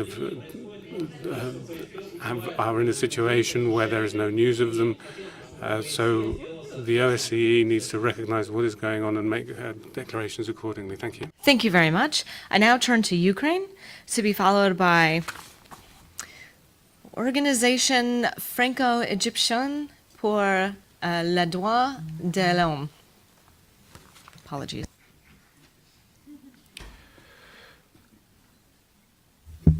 Ukraine? Okay. Oh. The delegation of Ukraine is aligning itself with the statement of the European Union. Also, I would like to add some points in my national capacity. Discussing a very important subject of non-discrimination, we would like to draw our attention again to the obvious and impressive fact of discrimination and violation of the religious freedom in the entire OSCE region that happened in such scale for the first time for the several last decades. I mean, in fact, a complete prohibition of the organization of Jehovah's Witnesses in Russian Federation that caused already a great concern of many delegations present here today. The fact of ban of the religious institution with the total number of followers in around 170,000 cannot have any explanation and justification. Besides prohibition of Jehovah's Witnesses, according to the so-called anti-extremism legislation and additions to the Russian law on religion from the Yarovaya package adopted in 2013, other religious communities are continuing to feel for themselves different kinds of repressions. Several alternative Orthodox jurisdictions, many Protestant groups, the great variety of Muslim organizations, and surely the new religious movements are under the state repressions and experience different forms of limitation in their activity. So the conscious accent that Russian Federation delegation has expressed today concerning the necessity to guarantee the non-discriminative approach and rights of religious majorities is just an obvious way to disguise, to mask the real intention to continue and to justify state politics of repressions against those religious organizations that are out of the state control so far and actively trying to implement the principles of religious freedom in the Russian society. Thank you. Thank you very much. I now turn to the organization Franco-Egyptian that I mentioned earlier, to be followed by Wiener Akademikerbund.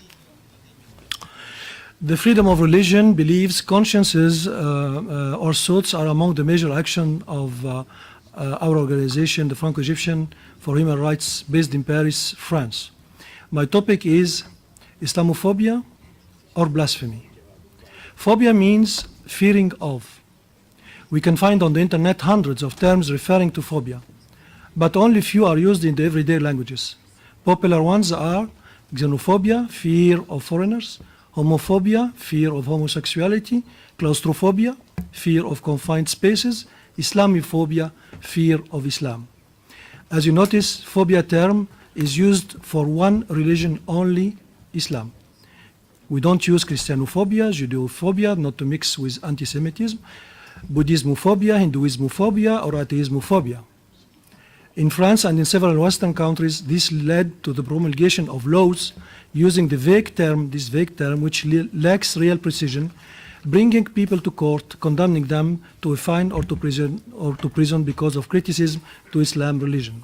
The direct result is taking away from people one of the important human rights fundamentals, the freedom of expression, the freedom to speak. That is, shut your mouth or else. In France, many lawyers, well-financed, are devoted to trace people to bring them to court. Many people do not dare anymore to express their thoughts. Therefore, the most appropriate and more precise term to use is blasphemy. Blasphemy against Islam. And it is currently used by some Muslim countries. For example, in Egypt, who is currently waging an unprecedented war against Islamist terrorism, this is the case and it is confronted to that.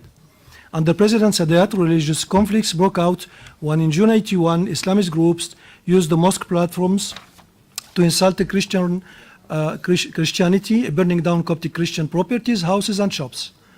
A blasphemy law was then adopted by adding an article to the penal code aiming to protect... May I kindly ask the speaker to conclude? Okay, aiming to protect the Christian Coptic minority, and the result was exactly the opposite. Two recommendations to the OSCE states, and the use of term Islamophobia in all official documents and speeches, and if necessary, use the term blasphemy if there is any need for it. Two, send an official call to the Egyptian president to abolish the blasphemy law there and release all the people who were accused by blasphemy. Thank you. Thank you very much.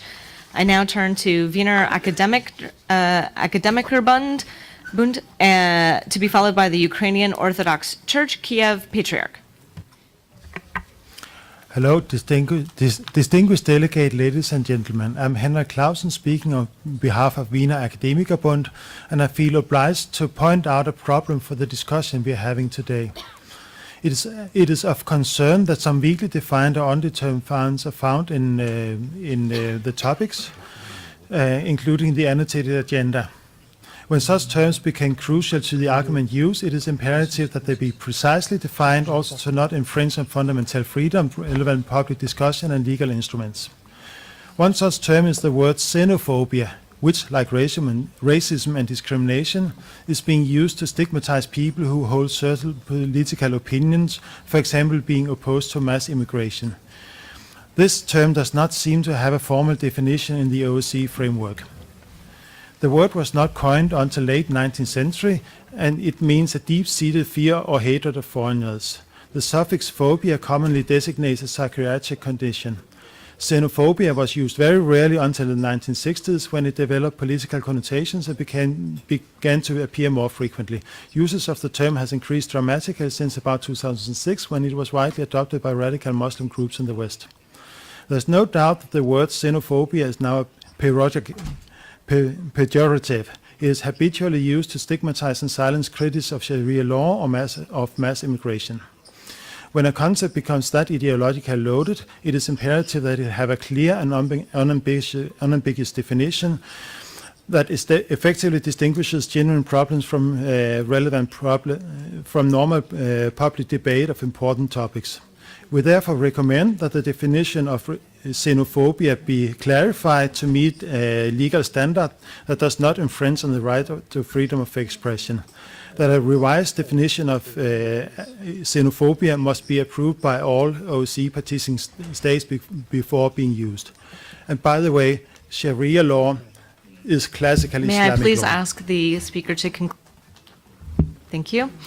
I now move to the Ukrainian Orthodox Church, Kiev Patriarch, to be followed by the Barnabas Fund. Thank you. Archbishop Yevstrati. Ladies and gentlemen, I would like to draw your special attention to systematic discrimination on religious grounds, which unfortunately became the policy of the Russian government. Russia has gradually renewed the vicious practice of state control over religion. The state actually established a list of religious organizations with a special position, the so-called traditional religions. Thus, for example, only the Russian Orthodox Church is politically recognized as a traditional, but not other Orthodox jurisdictions, Catholics and Protestants. Situation in Russia is getting worse. The enactment of the so-called Yarovaya package is practically striking proof of this. Laws formally aimed at combating extremism have actually led to a sharp restriction of the freedom of conscience. Now, in Russia, without special registration and permission of authorities, you cannot make collective prayers, teach religion, conduct missionary work. And if traditional organizations do not experience problems with Russian authorities, the so-called non-traditional organizations suffer from the restrictions. Another grim example is the ban of the Jehovah's Witnesses. They were targeted for state persecution not because of their doctrine or activity, but primarily as a precedent that can be used to intimidate and subordinate any religious organization to the will of the state.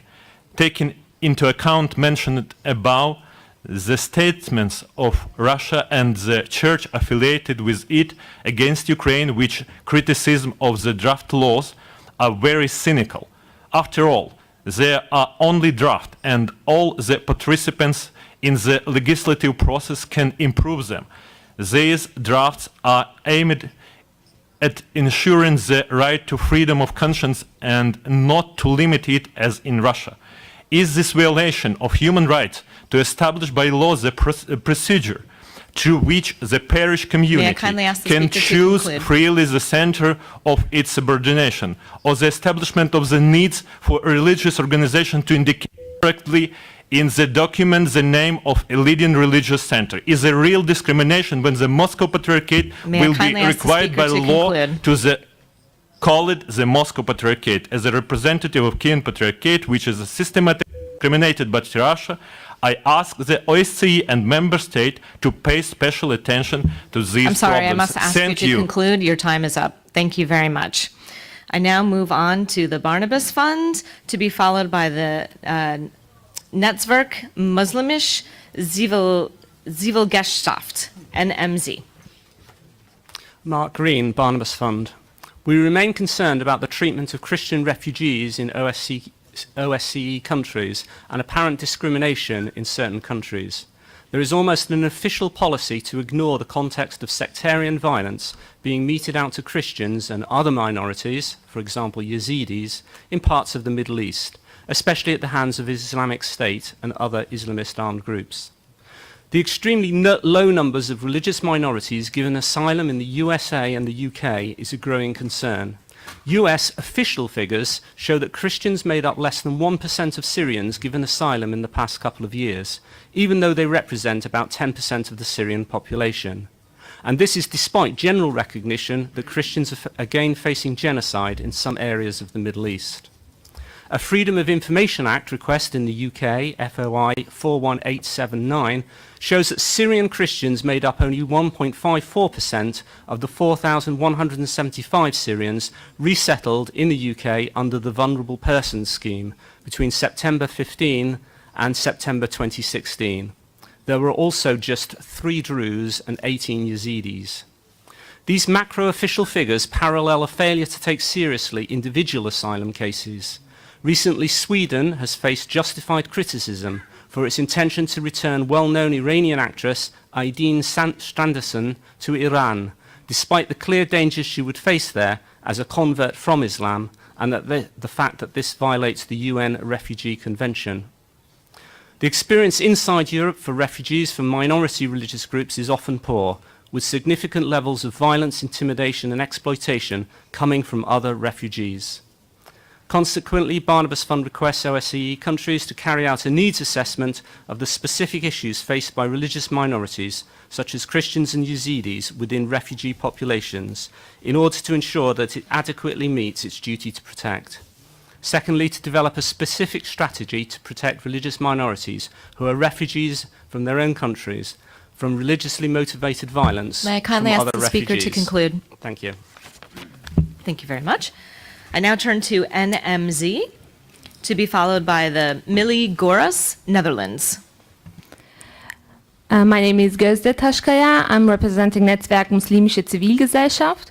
We as an organization are trying to combat different forms of racism and discrimination towards minorities.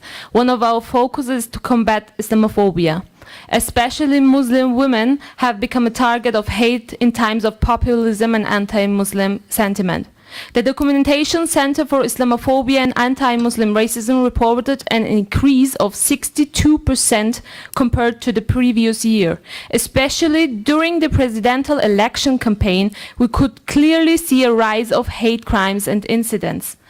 As new national elections are coming up, populist positions became a major drive for Austrian politics. The policy of the government has ultimately adapted far-right demands as well as its rhetoric. Unfortunately, different forms of racism have become mainstream because the media and politicians support it by using wordings which are very dangerous. Just to give you an example, words like Muslim or Islam are equated with Islamism. These narratives further not only intolerance, but also hate against minorities and destroy social cohesion. We have reached a level where newspapers in Austria are printing headlines such as "Closed borders for Muslims," or politicians making shameless jokes about Muslims. We definitely do not accept this kind of discrimination as part of freedom of expression or freedom of speech. But these hateful narratives further not only Islamophobia, but also anti-Semitism, xenophobia, and discrimination towards all minorities, nowadays especially refugees. Austria is collecting official data, but still police officers are often not willing to report hate crimes and incidents, or they don't treat the cases properly. This shows us that many police officers are not trained sufficiently on the matter. We had cases where where someone May I kindly ask the speaker to conclude? Okay. Last but not least, what I want to highlight is what Professor Şenay said. It is very important for us Muslims, and furthermore, we highly recommend ODIHR to recognize the term of Islamophobia. Thank you. Thank you very much. I now turn to the Millie Goras, Netherlands, to be followed by Switzerland. Thank you, madam. My name is Ömer Karaca from Milli Görüş, Netherlands. 2016 and 2017 was the year for Dutch politicians to come up with populist statements towards minorities such as "rot toch op," which means "get out" in Dutch, That was from the Labour Party, and from our Prime Minister, Minister Rutte, he said pleur op, which is actually similar to get out. This line of exclusions of minorities has continued during the elections in 2017. A group of law professors has gathered in 2012 and 2017 to do a research on the party programs of political parties. Their research was based to the extent to which the party programs was conform to constitution law. Professor Wouter Veraert, who led this group, concluded, in 2012 there were 2 parties out of 10 who proposed changes and policies which are against the constitution law. In 2017 there are 5 parties out of 13 who propose changes and policies which are against the constitution law. This means that 40% of the parties are putting the constitution law aside. Law Professor Veraert and his team was shocked of this result. Professor Veraert also concluded that these changes and policies are regarding to limiting the education rights, freedom of express, freedom of religion for minorities in the Netherlands. Also, the Dutch government is determined to fight what is so-called the Muslim radicalization by investing money on projects of NGOs in order to de-radicalize the radicalized youth of group. Unfortunately, the same government has no investment nor effort to decrease extreme right terrorism and hatred. This selective approach and perspective is one of the trigger factors of Islamophobia in the Netherlands. Our recommendations are: 1. Acknowledge the growing intolerance within politics, media towards Islam and Muslims, and 2. Prioritize the fight against any kind of terror and vandalism towards citizens without privileging one group to the other. Thank you. Thank you very much. I move now to Switzerland, to be followed by Americans for America. Merci, Madame. Thank you very much, Madam Moderator. Tolerance and non-discrimination are cross-cutting issues at the heart of any discussion relating to human rights. Unfortunately, these fundamental principles are not always, indeed less and less, respected when it comes to religious minorities, including in participating states of the OSCE. Switzerland welcomes this afternoon's session in this light, as well as the efforts undertaken by the OSCE to combat intolerance and discrimination based on religion. We however, regret the lack of consensus between participating states, which since 2014 the Ministerial Council has prevented the adoption of new ministerial decisions on this matter. Swiss would, in this regard, like to call for dialogue, compromise and pragmatism. Intolerance and discrimination based on religion are a challenge in Switzerland and elsewhere. We are particularly concerned by the remarkable increase in the propagation of racism on the internet and social media. In accordance with its mandate, the Federal Commission on Racism has since 1995 collected national and international decisions and judgments relating to racial discrimination, which it then makes available to the public online. Switzerland calls on participating states of the OSCE to step up their efforts and exchange good practice in this area. At the same time, it's essential that we ensure that the freedom of opinion and expression, the right to assemble and associate, are fully guaranteed in line with international standards in order to avoid all abuse of anti-racism laws.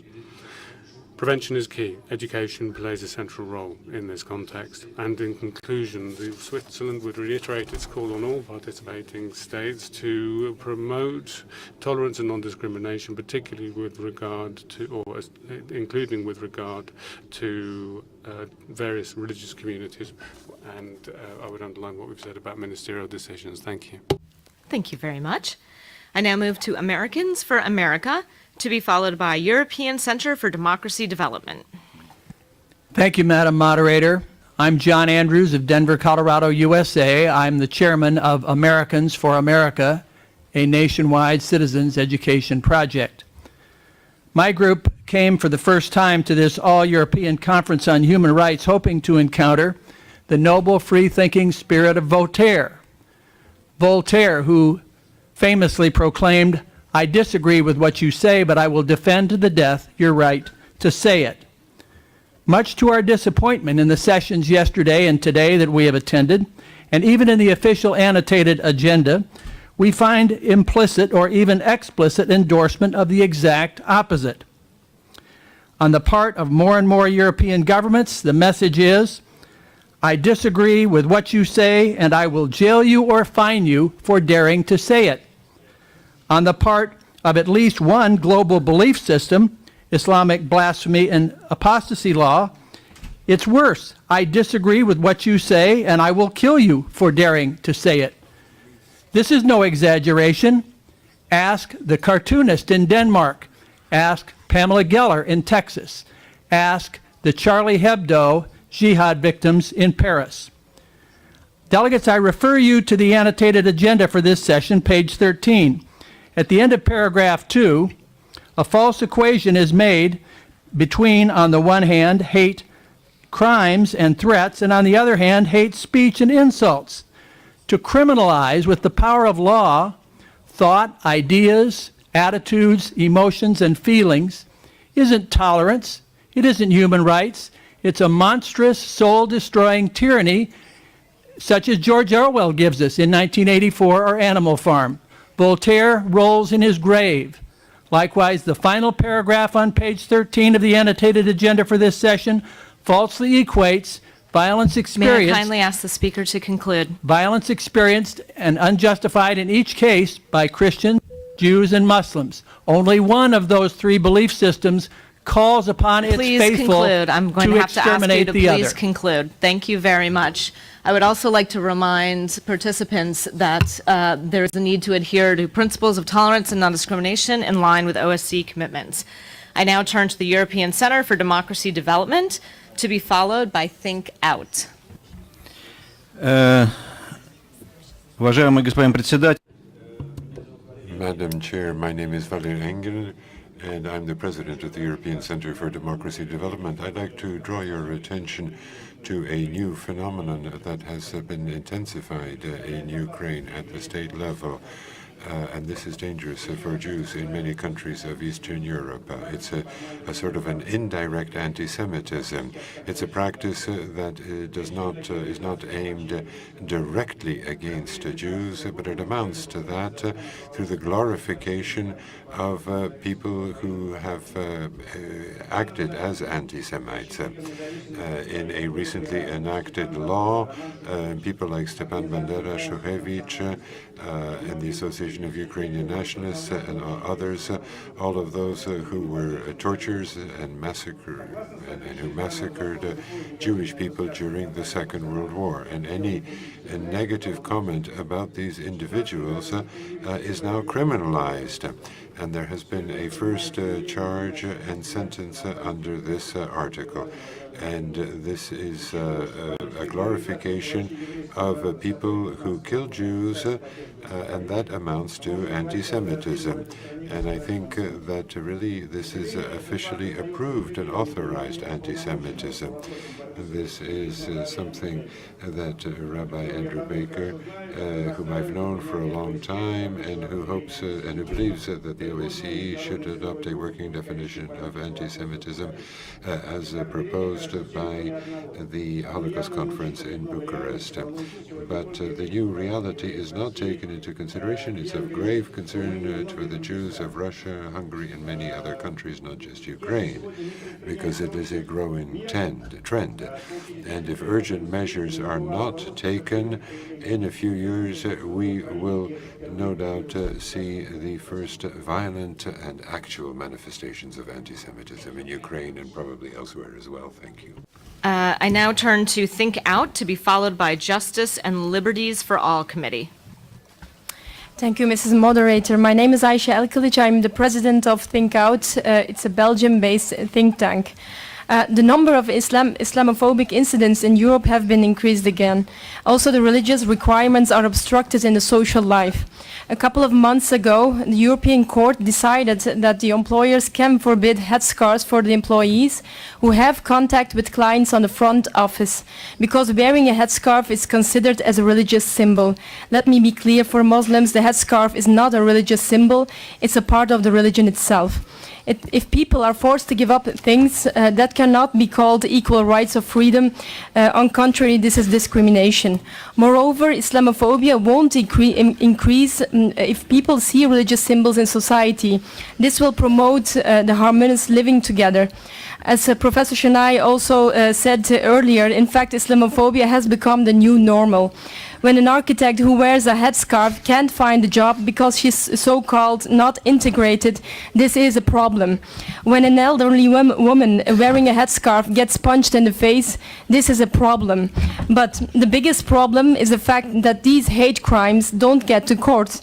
I can myself as a lawyer witness that either there won't be an investigation or the investigation will be closed by lack of evidence or priority.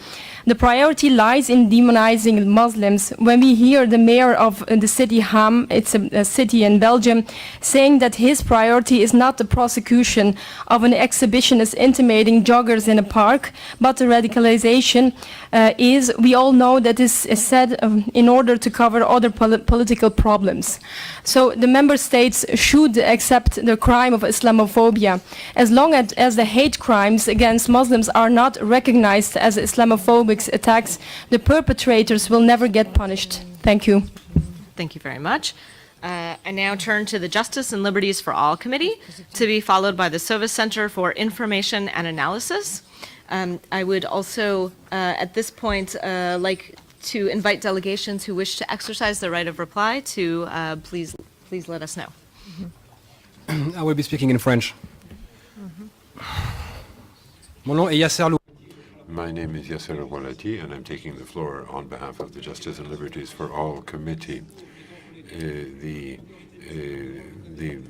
Islamic minorities of Europe and North America are seeing that their governments do not combat Islamophobia.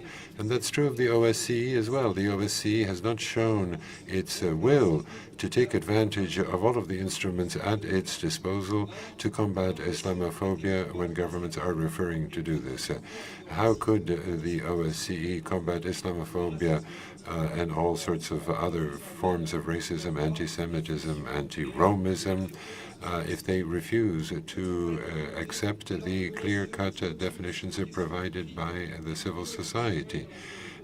There are millions of citizens in the OSCE region who are being deprived of their basic rights to practice their religion. As we've seen this morning and this afternoon, there is no legitimate political representation of Muslims. The genocide against Jews and Gypsies was something that shocked the world, but then there was the massacre of Muslims in Srebrenica, and in the tragic irony of history, the legatees of Hitler and Mussolini are being shown to be positive. Benjamin Netanyahu congratulates President Trump for his election thanks to the support of white supremacists. What an irony of history. The growing Islamophobia and racism is clear, and in order to combat this, we must have clear-cut definitions. The prohibition to work in public service should be the minimum sanction or punishment meted out to people who make such unacceptable statements. Center for Information and Analysis, to be followed by Austria. Я буду говорить по-русски. Madam Moderator, participants of the conference, Natalia Yudnia, I represent the Servo Center. And the emergence of xenophobia and anti-ethnic and religious acts is something that's on the increase. With regard to hate crimes, we know all the recommendations, but not all countries are following them. It's difficult to adopt effective policies to stop hate acts towards specific groups. The legislation and political approach is something that it requires attention. A number of politicians have spoken out. They've been on television, and now we have new social media as well, which allows for the spread of such ideas. We have not just newspapers, but social media, and old approaches don't approach. They would lead to too many cases. For example, attempts in Russia to stop hate acts has been successful, the state taking a criminal code approach for individuals making such hate statements has been around 600 in 2016.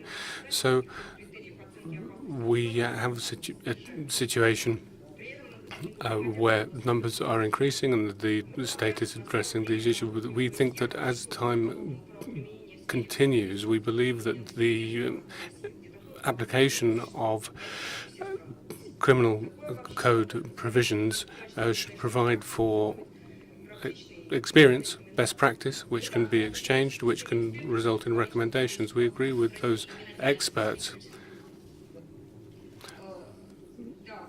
Yes, as I was saying, we believe that experts have identified positive experience in this area, and we believe that countering hate and hate crimes can be well organized at the public level, and we would refer you to our documents for further information. I now give the floor to Austria, to be followed by CAPLC, Coordinación de Asociación Particulars pour la Liberté de Conscience.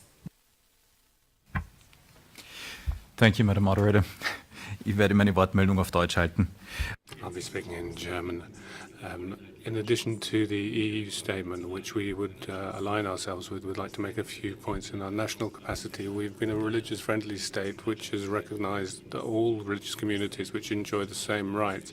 We believe in an open society with open communication as a precondition. Mutual trust, respect, and democratic values are fundamental preconditions for living successfully together. We've had many years of expertise in interreligious dialogue at the national level and in international fora as well, and this is something that has fed into our current chairmanship. We believe in promoting non-discrimination and contributing on the long term to building trust. OECD is a dialogue organization. The OSCE is a dialogue organization which we believe can contribute to more tolerance and mutual respect. We use the dialogue here in order to work together with our participating partners. The Intercultural Achievement Awards is something that reflects our belief in the possibility of this dialogue. Austria is working closely with ODIHR in the training of criminal and judicial authorities. The issues here we are discussing are linked with fundamental freedoms, and the civil society here has a key role to play in building opinions. Media and social networks obviously are involved here as well, and we are working at regional, local and national level. Finally, Switch back to English. I would like to mention that it is disappointing, especially at this meeting where we should be discussing the implementation of our unanimously adopted human dimension commitments, that some statements that we have heard today go as far as to question those very commitments. Thank you very much. Thank you very much. I now turn to CAPLC, to be followed by Set My People Free. Merci, Madame la Moderatrice. Thank you, Madam Moderator.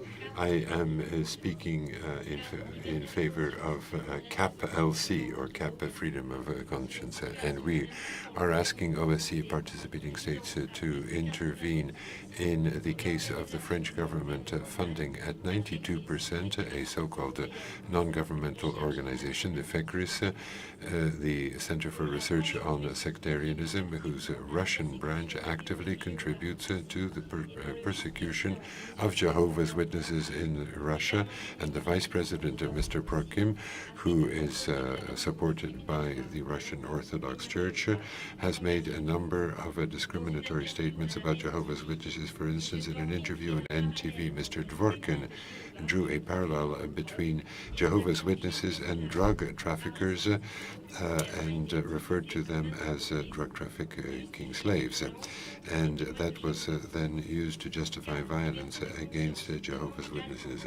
So the CAPLC asks the French government to take a clear stand in favor of freedom of all religions in Europe, and ceasing to fund FECRIS, which receives 92% of its money from the French government. All of the documentation concerning FECRIS and Mr. Dworkin can be consulted on our website. Thank you for your attention. Thank you very much. I now turn to Set My People Free, to be followed by Armenia.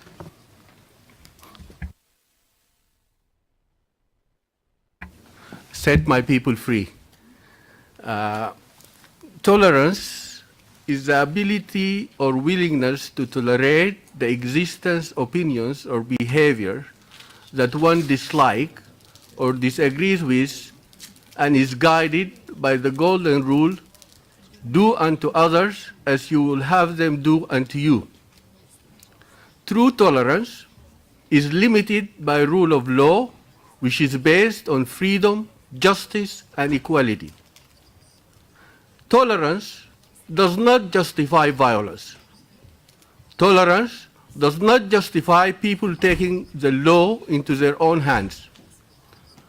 Tolerance should not tolerate ideologies which criminalize freedom of speech and thought, such as the apostasy and blasphemy laws in Islam, like the murder of C.U. Van Gogh in the Netherlands, and Charlie Hebdo, journalist in Paris, the murder of German Afghani convert to Christianity last May in front of her 2 children. She is 38 years old. Since 2015, there has been an increase in the number of reports about Christians among refugees who have been verbally or physically attacked. We should not tolerate such incidents in the organization of these states of the Organization of Security and Cooperation Europe. Sending back asylum seekers who have left Islam back to their home countries to face torture, imprisonment, or capital punishment for apostasy is inhuman. We cannot tolerate Islamic apostasy and blasphemy laws. We cannot tolerate FGM. We cannot tolerate child marriage. We cannot tolerate women oppression and segregation according to gender, which is form of apartheid. I will close. Tolerance without critical and analytic thinking is censorship and lead to suppression. Tolerance without truth, common sense, lead to relativism. Thank you very and much. the I end kindly of ask rule the of law. speaker to conclude. I now move to Armenia, to be followed by Azerbaijan Institute for Democracy and Human Rights. Thank you, Madam Moderator. Armenia sees certain merit in adopting needs-based and specified approach to protect the basic rights of Christians, Jews, and Muslims, and members of other religious groups, in particular the right to be free from discrimination and violence. It should be stressed that the members of these groups face different challenges in the different parts of the OSCE and beyond. Armenia is particularly concerned with the existential threats that Christians and Yazidis face today in the OSCE neighboring regions. As it was mentioned earlier today by other delegations, terrorist entities such as ISIL, and we will add here ANF as well, perpetrated identity-based mass atrocities against them.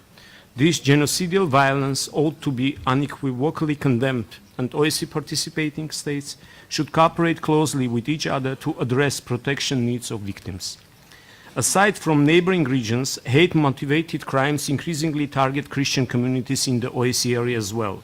Armenia looks forward to be actively involved in OSCE cooperation, which will aim at countering and preventing violence against Christians and other members of religious groups.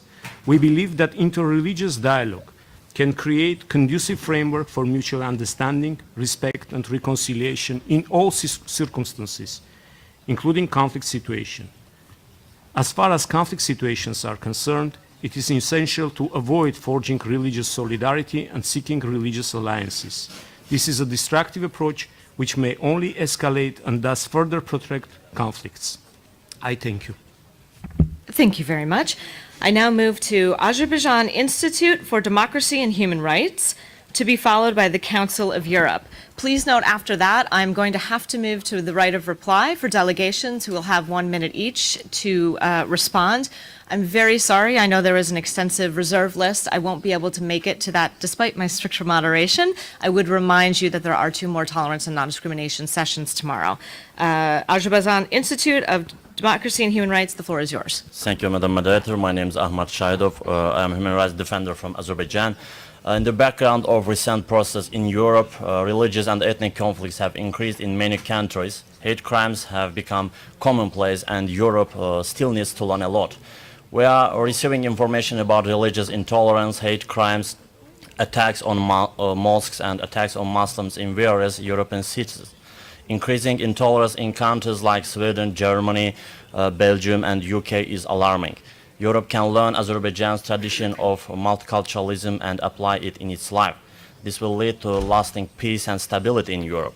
I want to briefly inform you about situation on religious ground in Azerbaijan as well. According to official information from the State Committee on Work with Religious Associations, 26% of the population in Azerbaijan is Muslim. Groups that together constitute the remaining 4% of the population include members of the Russian Orthodox, Georgian Orthodox and Armenian Apostolic Church, Seventh-day Adventists, Moloccans, other Christians, Jews, Baha'is and others. Christians mainly live in Baku and other urban areas. Approximately 20,000 Jews live in Baku with smaller communities throughout the country. Unfortunately, I cannot share statistical information on the entire territory of Azerbaijan because you know that 20% of our country is under occupation and thousands of mosques, historical and cultural monuments have been destroyed in these areas since 1990s. Armenian nationalists destroyed mosques and built Armenian churches on this spot. I want to ask a representative of Armenia who spoke before me. Armenian military arms have destroyed the mosque in Shusha, Aghdam, Kalbajar and hundreds of other Muslim monuments in Nagorno-Karabakh. I invite you to talk about it as well. I also invite you to Baku. Let's see how we protect the Armenian church in the center of Baku. All of us have a God. Our religion can be separate, but God is one. Thank you very much. Thank you very much. I now turn to the Council of Europe. Apologies, I had skipped one speaker. So after the Council of Europe, we will have ACT for America Minneapolis, and then the right of reply, which will start with Georgia. Madam Moderator, the overview of the Council of Europe vast activities in the field of tolerance and non-discrimination has been distributed, and I would like to focus my intervention on the No Hate Speech Movement campaign, which serves as an excellent example of prevention. The campaign mobilizes young people to promote respect for human rights by raising awareness of the consequences of hatred on individuals and society and advocating public policy responses, especially in the fields of education, media and internet governance. The campaign is being implemented in 44 countries and involves stakeholders from civil society, public authorities and online activists. The campaign approach is based on human rights education. It does not directly advocate a ban on hate speech, but rather focuses on prevention and education as necessary measures to curb hate speech and limit its consequences. In addition to raising awareness, the campaign invites young people to take action with counter-narratives, to occupy the online space with positive and alternative messages to intolerance and hatred. The vast majority of the national campaigns will continue in 2018, while the closure of the European campaign. The Council of Europe has been successful in raising awareness of the issue and welcomes a similar approach by other stakeholders, because hate speech, both online and offline, is ever present. The end of the campaign must not mean the end of the work. The Council of Europe will continue to support efforts to combat hate speech, and we call on Member States and European partners, including OSCE, to maintain and build on the momentum generated by national campaigns. Thank you. Thank you very much. I now turn to ACT for America Minneapolis, to be followed by Georgia and then Greece. Distinguished delegates, ladies and gentlemen, Debbie Anderson, ACT for America Minneapolis. Professor Chenet, one of the session's introducers, mentioned the recently passed Canadian motion called M103. This motion is intended to pave the way for consideration of legislation in the Canadian Parliament that would curtail and even criminalize free speech in Canada that is critical of Islam, even if accurate and truthful. The Canadian Constitution includes in its Charter of Rights and Freedoms the explicit right to freedom of speech and expression. Champions of free speech in Canada are deeply concerned that this motion will lay the foundation for eventual legislation in the Canadian Parliament that, like its counterparts in European countries, would not just limit free speech about Islam, but would actually criminalize it. Examples already before us of bloggers, writers, and journalists in formerly free countries west of Vienna winding up in court and jail for exercising what used to be right to free speech is not one that any lover of liberal Western democracy wishes to see repeated in Canada. Act for America, Minneapolis recommends that ODIHR and participating states consider carefully the ramifications of criminalizing any free speech and urges the Canadian people and its representatives in Parliament to hold fast to the principles enshrined in its Constitution and reject all efforts to silence the free speech of a free people. Thank you. Thank you very much. And may I kindly ask you to turn off both microphones? Thank you so much. I now move to right of reply, Georgia, to be followed by Greece and then Switzerland. You will have 1 minute. Thank you, Madam Moderator. I would like to draw your attention to the fact that after the Russian military aggression in 2008 and subsequent occupation of Georgian territories, a particular number of Georgian Christian Orthodox churches and cemeteries were left within the occupied Tkhinvali and Abkhazia regions. The ongoing process of installation of the barbed and razor wire fences and other artificial barriers by the occupation regime deprives local residents and IDPs to exercise their fundamental rights, including their religious rights, through visiting churches and attending religious services in the sites which appeared on the other side of the occupation line. With this statement, I would like to echo the claims raised by the representative of Sandijan earlier today regarding the inability to visit churches beyond Tkhinvali region. As stated on numerous occasions, the government of Georgia ensures freedom of movement throughout its territory. The only obstacle faced by residents of the occupied Tkhinvali region are the artificial barriers erected by the occupation regime. Thank you. Thank you. Greece, to be followed by Switzerland and then the United States of America. Thank you, Madam Moderator. In reply to 3 rather repetitive NGO statements, I would like to stress the following. During the last years, we have strengthened the legislative and operational framework against racism and hate crimes. We also have a very constructive cooperation with ODIHR, and we are encouraged that the progress accomplished so far is recognized by the OSCE mechanisms. The Muslim minorities' relations with the Christian majority in Thrace are harmonious, and there are no crimes that could be designated as hate crimes or discrimination against Muslims by the local community. Any incident which may or may not be identified as hate crime is thoroughly investigated. Finally, Greek citizens of Muslim faith in the islands of Rhodes and Kos are fully integrated in the local society. They enjoy the same rights and have the same obligations as all Greek citizens and show no interest at all for the political agendas pursued by their so-called representatives. Thank you, Madam Moderator. Thank you. I now give the floor to Switzerland, to be followed by the USA, to be followed by Kyrgyzstan. Thank you, Madam Moderator. Switzerland wishes to react to the statement made by the Union of European Turkish Democrats, UETD Switzerland. They expressed themselves in English, and so we are. We wish to thank the UETD Switzerland for bringing to our attention the result of the poll which has been conducted amongst the Muslim population of Switzerland. It is useful to have such detailed studies. We wish to draw the UETD's attention to other recent polls, such as the Religion Monitor survey, which show that Muslims are generally well integrated into the Swiss society and in the workspace. Finally, we wish to stress that the Swiss government continues to address this issue and takes it very seriously. Just 3 days ago, on 11 September, the Federal Commission Against Racism, mandated by the Swiss government, has staged a conference on discrimination of Muslims in all the areas addressed by the UETD statement. The conference was opened with a statement by the Ministers of Home Affairs, with participants including politicians, NGOs, scientists, and representative of all Muslim communities. Thank you, Madam Chair. Thank you very much. I now turn to the United States of America, to be followed by Kyrgyzstan and Sweden.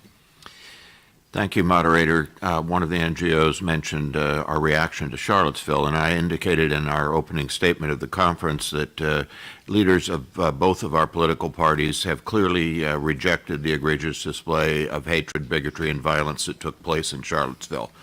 President Trump has made clear that we must, quote, unite together in condemnation of hatred, bigotry, and violence, unquote, in regard to Charlotte.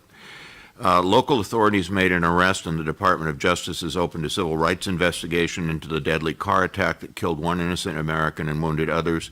Anyone who acted criminally will be held fully accountable. Thank you, Madam Honor. Thank you very much. I now turn to Kyrgyzstan, to be followed by Sweden and Canada. Thank you. In connection with the fact that a representative of a Kyrgyzstan NGO put a question about the country, I would like to answer. The problem in question was associated with a misidentification of religious and ethnic backgrounds, and there was this refusal to allow for a burial in a Muslim cemetery of an individual who was considered not to be a Muslim, and the resolution was found through appropriate provision of land for the various cemeteries. So, in fact, the question has been resolved. Insofar as expert analyses are concerned, the Commission on Religion investigates such cases. We do this from a secular point of view and not a theological one. And the Center for Justice of Kyrgyzstan has a special entity that deals with such issues. Thank you for your attention. I now move to Sweden, to be followed by Canada and then the Netherlands. Thank you, Madam Moderator. Sweden would like to thank Rabbi Baker for raising the issue of NMR demonstrations in the Swedish city of Göteborg. Holding one another to account and seeking